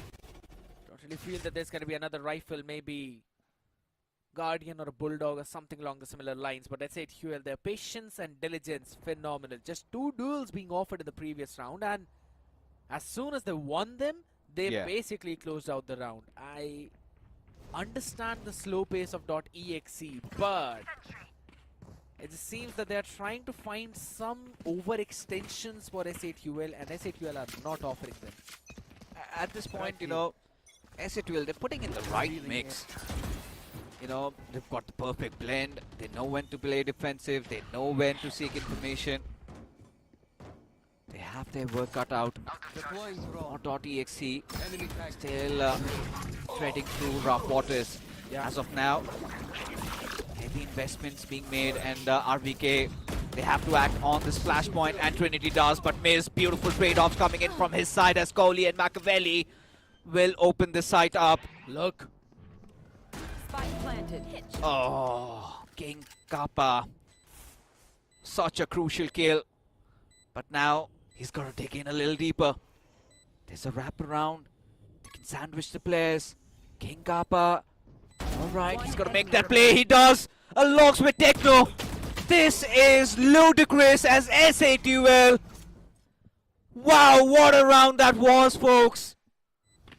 Sublime stuff. Techno and King Kappa. Beautiful. I was actually liking the idea of .exe when they were pushing towards the screen. I thought maybe they want to clear out towards the spawn and take some space away. And on the back of it, they could have been, you know, offered a favorable duel with a 3v1 against Techno. But then just decided to disperse on the back of the site and were eventually caught by both King Kappa and Techno individually. Yeah. The brilliance is just there. And King Kappa has been fragging since the previous map right now. And Techno is also feeling like home finally. Yeah, I mean, King Kappa has been such a hero for SA2L previous game. Rescued them, and now, let's see what can .exe put on the board. Final round before the swap. And .exe, look at this. Light armors on everybody. Guardians being forced out. Just 2 Vandals. And SA2L ever so ready. This time slowing down the pace a little bit, but Helif catching DC off guard as RVK gets a good trade. Yep. It's a crash available as well if in case they want to buy a bit more time, and no ultimate on the other side apart from Kohli being 2 away from his own Hunter's Fury. Good re-clearance. Push back all the players though. He actually sends it down to Bear, probably catch it, and how the heck does King Kappa get 2 there? The angle. Oh my god, read them like a book, shut them down good. This is SA2L 2.0 looking so good at this point. I mean, .exe did have a good start. We felt like, yes, the cohesiveness is there, the teamwork is there, the intent, the aggression was there, but everything just thwarted off. And a huge shout out once again to our sponsors. Do check out the OMEN Max 16, completely loaded with great features and has a 5080 as well. So that's exactly what I wanted to point out to. 5080. This is gonna be I fun. probably think that is one of the big reasons why all of these players have been performing fantastic right now. But again, all the way back down to the pistol. Mid aggression this time being shown by .exe. Want to try and some real estate away from the other side, but both the extremities are very thin right now. And he sees them. 1 second. It's such a flank heavy play. All 4 players, you know, your turret and alarm bot will not give you the information of how many players are there. And I said you will have to be diligent because you've got no clue that the side is actually empty right now. And now they finally found it. I think they have an idea. Given the fact, no challenge posed. Oh, Helif. He's gonna enjoy himself, won't he? And RVK gives a little taste. And for .exe, it's going to be interesting how they retake. As I said to well, once again, Trinity, should not have been taken down like that, but DC finds some respite as King Kappa again trying to be the hero, but DC showing why he's so good on that KJ, but Hogs trying to keep things alive, but it's gonna be .exe's round as they get the 6th on the board. The flank heavy play indeed worked out perfectly for them. SA2L did not anticipate the number of players invested on the back of that flank again. Helif first being caught, even he not realizing how many were behind that, probably gave the information of maybe 1 or 2. But you can't really do the same thing in multiple of those rounds, right? Because we know how quickly SA2L can get ready. Is it an Oni armor? Yeah, it's actually the Oni armor. Looks dope. It indeed is, just like the prediction charts of SA2L. 83% for them. Yeah, of course. I mean, they've got one of the biggest fan bases. Surely, supporters coming in hordes, but now look at the boys from SA2. A quick take on towards that kitchen, and seems like .exe are prepared for that intervention. Seems like Right here. they've decided to learn a bit of a cooking out there. EXE will have to see if they're Gordon Ramsay or... No more sober. I mean, such a wild comparison, but we move on as .exe. They are good on the defensive foot, trying to shut down and eventually will succeed. SA12, a little bit of an off play, and .exe were quite composed, quite prepared for that threat, dealing with it. But let's not also forget that .exe, they did win the previous round, so did have those better weaponries. But now, this is going to be an important one. SA12, they will be coming with full buys. Is .exe up for the task? Harvik is farming his null command orbs right now. Why not? Go for it. Have to say so. I think so. SATUL will have to be more than prepared for this one, because it is easy for you to pick the orbs when you're on the defensive side. I want to see a shock dart snakebite combination over towards that A side orb, because that's where RVK is starting, and you normally use that line of combination to deny an early orb to the other side when you know that there's an ultimate. I don't think so. That is the idea of SATUL. They just want to give it up. They're absolutely fine by doing that. They just want to hold down all the other forts, right? Taking that space away. Cool. He picks up that orb. Okay, interesting. 3 men from .exe at the A side, now quickly transitioning to B. And Machiavelli seems like he's called Mayday. And now they know. Behold the bow. It comes through. And now Machiavelli already spotted out, but DC quick on those triggers. Miz will get that trade, but Machiavelli, he finds some success. Let's not forget, .exe did not have the best of weapons, but SA2L making quick work of .exe, shredding one after the other. The players being torn apart as RVK will find some success. But eventually it's going to be King Kappa who seals the round for them. And Wingman for the win. For the plant, obviously. Why not? Absolutely. The best thing. Now that happens, for now, SATUL are actually going to be happy not losing a lot of rifles on the board, so the economy is going to be safe. Seems like there's some resemblance out there in the items that Fixes owns, and so in one of the player camps, not really allowed to say it right away. Let's go. Here. I mean, I love the bomb that you know they've been using. Of course. Getting you focused, just getting you energized. But now, .exe, important round for them. 7-8 the score. SA2L just having a narrow lead. At this point, alright, he's a little bit watchful though. Big recon though. It's revealed quite a few players out there, and a preemptive null command to try and slow down this push. But SATUL, they've got a lot of time. They can just wait it all out. I mean, at this point, look at that heavy stack. Oh, this op. Yeah, and this op. It has to work. No margin for error as Thrash submitted, and this is where Flood comes in. Trinity has to be prepared. King Kappa gets that opener. Machiavelli out of picture, making things easy for SATUL as they decide to go in for that Flood. TC still trying to pose a little threat, but to no avail. As SA2L, they decide to turn their heads, now moving towards the B side. Because now look at Techno's position. He's playing such a nice key angle there. Could really work out for them. Element of surprise for SA2L.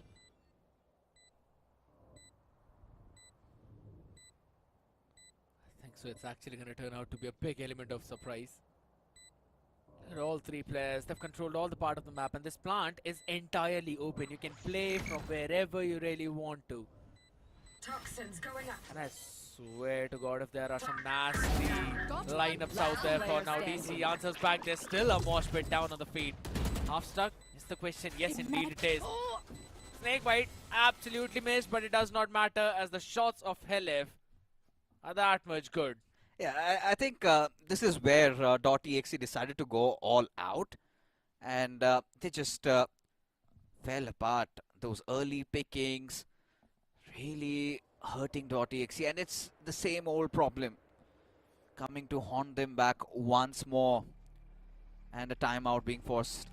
Could have called it a little earlier. Would love to know what the comms are. Right now, there's a bit of a seriousness out there. Yeah. Faces of the boys again. RVK. Can't really see him from his own camp, but can see him from the Trinity's camp. You can see him constantly giving out those instructions too, but Not pleased with something though. exactly. Something's not working out. Kohli's camera. Just barring that. If there was a PJ competition, I'm pretty sure we know who to root for. Shadow. I mean, that too. But now coming back, talking business. So, .exe,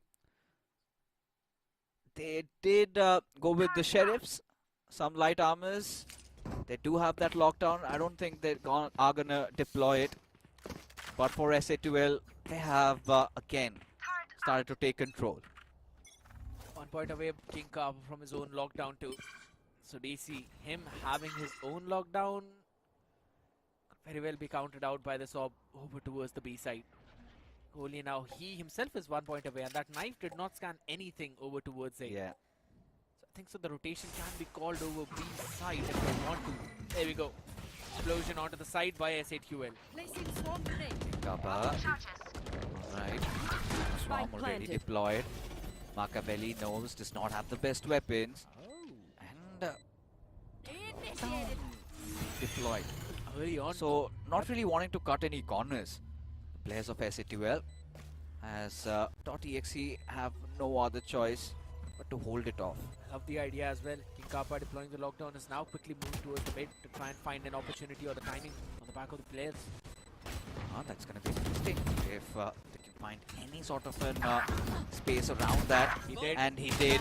Delivers and will the players, the entire team, as one after the other. SA2L back to their winning run as they get another round on the board, and smiles across the faces of the players and their fans. Everybody pleased.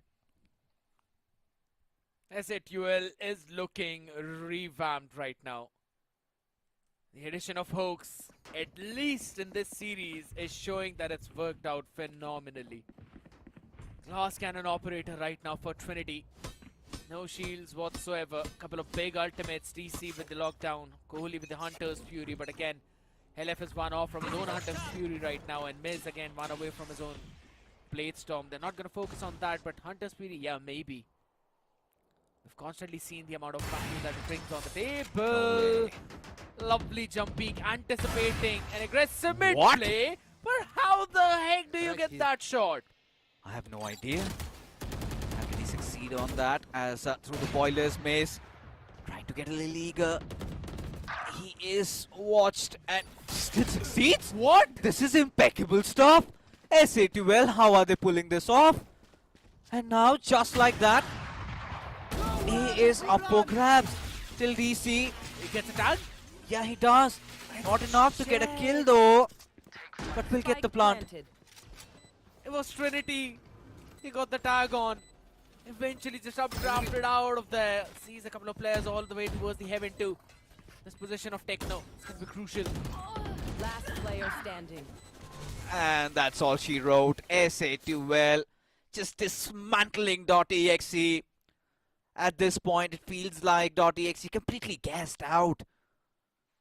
And no answers, nothing put on whilst SA2L fighting their hearts out. And Miz, I really wanted to see his POV there. Viewers, please take note. And now, SA2L. Lovely, lovely. And this is it, right?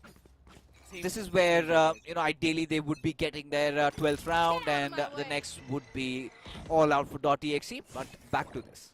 I like the idea how Miz is right now playing with the blades, with also the outlaw in his hands, getting the side execute and then ready for the post plant itself. Oh, look at this. Some damage being dealt out, but Hoax, he is just too good. Trinity finds some success, but not enough. Still have two players though. RVK and Trinity still present, and now the position's given out. Absolutely. And the fun fact is, Hoax also has got the Thrash available now. Look at them. They just don't care. You've got enough men, we're gonna switch sides. And now it's gonna be DC. He's got a lockdown and the Sheriff and a Dream. As SA2L just trying to prance their way onto the side. That was a nasty one. But Techno, he's gonna save the day as Hoax secures the plant. Wingman says sayonara to Hoax and still goes in for the plant. The boy completes the job that he's given. But on the back of it now, a 2v3. Still the numbers advantage for SA2L.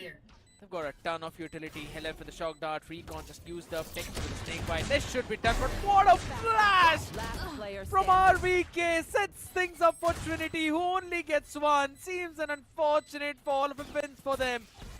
Still there's a fragment and a shot and a Dream. Maybe with this one he could land, but Helef says no. Yeah, they put their hearts into this round. So much investment, so much commitment.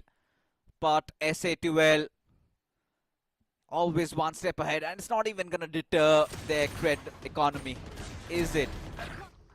11 rounds already, and now this is it. Getting that 12th, they're feeling so confident. And for .exe, there is no redemption from this. How many operators do you think they're going to use? Never mind. None. Why throw? Why not? They've got so many rounds up on board. If things You can't goes- do when you are under the SA12 banner. That's not allowed. So, I agree. yeah. Everything. Mid play, very aggressive play. Kohli, good luck surviving that. Now that lad is not living the life right now. Trinity RVK good on that trigger though, but SA2L again on their aggressive play and just gonna put DXE out of their misery. Faster rather than slower. And Markavelli now has been pretty nasty on the Euro, but can he do the same on the Viper? As Miz says, probably no. Sees the barrel, takes the head, and takes the game for SA2L. Oh, that's good. That's phenomenal. What a start to their Split 2 campaign. One change and seems like it has happened. And there you go. It's taken over the realms. And yes, Helef is also pleased with how they've begun their journey. Especially considering how their run in Split 1 was. True. Making those changes, whatever needed to be done. And the results are in front of us. Still early times, you know, still a lot might say they are yet to play against the big dogs, but yes, this is a W that SA2 can take for today. That's the fun fact. This is how you play against those big dogs, right? In their next matchup now, they're going to be facing Revenant XSpark. So you can't technically have the bigger dogs in the arena than that right now. Let's quickly have a look back at what happened in the previous map, because again, it's SA2L closing it affair in the first half, but a sheer domination in the second. I think this is where, you know, having two great minds, you've got Hoax, Helef, and also let's not forget Hellranger is also the one pulling the plug. So at this time, you know, SA2L have got such big brains on their side. And now once all these big brains are also, you know, good with their arms, I think they're looking much more solid this season. And for .exe, I think it's the same story, the same script, repeating once again. They start off really well, they look much better, but once SA2L gets conditioned to what they're putting on the table, the answer has been so great that .exe, they haven't really been able to retaliate back at all. The adaptations by SA2L were just on point. Again, catching the other side by sheer pace and then slowing things down as well a bit. Seems like things keep on falling for the side of .exe, but not for the side of King Kappa, as he's the man who's making things fall on the other side. Yeah, I mean, King Kappa, he's been so phenomenal. MVP in this game, MVP in the previous game. Take a bow, young man. Players like him, youngsters with that urge to win and deliver, and constantly, especially when you've got the likes of Helef, Techno, Hoax in your lineup, kind of gets easy to get overshadowed, but still finding his own footing. And being a KJ, the MVP, goes on to speak volumes about how good and flexible he is as a player. Still remember back in Split 1, this guy was on a bit of that struggling end as well, receiving that short stick along with disease. But right now, the amount of step up that this guy is showing, insane. First kills 12 for S8QL, 8 times side was taken by them, 6 times they planted, and that too when they were on the attack in the second half. They ended 7-5, that too ahead of the curve. So clearly showcasing the strength needed to make that big comeback. RVK on the other side has got the exact same ACS as King Kappa. Half of the first kills, it's absolutely fine. You're a KO. 19, 14 and 14 for that record. But the difference is right away from the second player itself. No, not just second player, I'm more concerned about Machiavelli on that Viper. Seems mention like he really never wanted to play it. And looked quite uncomfortable there. Like the presence he showed on the first game, and the transition into this is pretty much visible. So that is something that .exe, they still have to work on a lot of things, but that's the bad part, right? Now they've been pushed back. Next game is going to be an eliminator, so they have to watch out for. But King Kappa take about once again the overall series MVP, 39 kills on the board, and he's not even their duelist. So goes on to show that this young man has stepped up, and he has stepped up big time. True. And this is going to confident him as an individual player, but now he's earned the trust of his teammates also. So given the efforts that he's put in and the value that he's getting, I think good days for SATL. I agree. And to be honest, not to downplay any of the team or players out there, but this roster of .exe were really the ones that actually came third out of the previous Split 1. So them performing against their nemesis where they lost 2-0 against them in Split 1 and then just making this revenge comeback, I think so. This is a very beautiful revenge story and rather showing the clear growth curve and learning ability of S8QL. I still want to bring back my same point that I started the entire day off with, that S8QL is a team that learns very fast, and they are clearly showcasing that. Is it the Hoax diff that has put them in such a spot where, I mean, the previous split they did have Hoax, this time S8QL has Hoax, and I think the difference is quite visible. I think so, maybe a Venka diff as well this time around. That there's no Venka on the roster of .exe, but there's something that's going to happen in the brackets as VLT will now take on Reckoning and Revenant XSpark will take on S8QL, while over towards the lower bracket we've got Global Esports Academy taking on Asterisk, .exe taking on EXE IND. The fated matchup fixes, which I know that you are rooting for, is going to happen at match number 12, which will also be the upper bracket finals. Yeah, that is something that everybody is going to be eyeing out for potentially. Even you could say this could be the finale matchup ideally, because you've got such big guns. But VLT Reckoning is one fight that I'm really excited for, because Reckoning, they always do tend to pack a punch, but VLT have been nigh unstoppable, unbeaten. They have been so good. But seems like Revenant XSpark, I think this time, these extra changes that they've made could possibly maybe push VLT to their limits, but all of that will happen on a later day. But I'm more concerned about the eliminator matches that will happen tomorrow, and that is where we'll see some hearts being broken, because Global Esports Academy is there, Asterisk is there, and now you could also see .exe, they have also been pushed back. So much has happened, so much will happen tomorrow. But folks, we're finally done with the games for today. We're going to be bidding adieu. We will be meeting you tomorrow. Till then, take care and have a good night.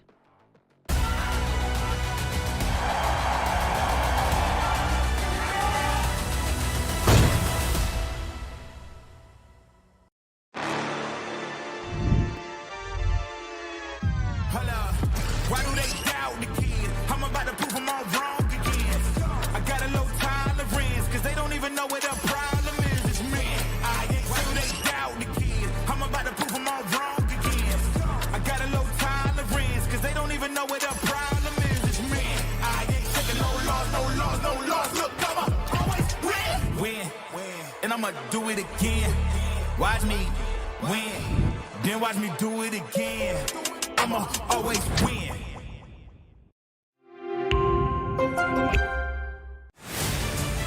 To live your life the way you want. Compete like the toughest challenger. Dance like there's no tomorrow. Celebrate every second you are alive. Life has no rule books, but we can give you a stage.